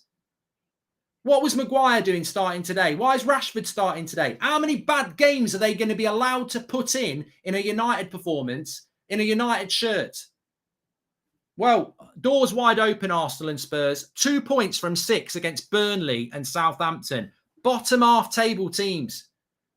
Southampton, better team than Man United. Jokers. I told you, it's going to get worse. This club over the next 18 months, screwed. Villas, Newcastles, they're better. Anyway, link in the video description, player ratings. Mark every player out of 10, 6 being the average. Lots to go through in the match reaction, and I will do it with you in the next minute. I'll see you over there. It'll push you over. See you in a minute.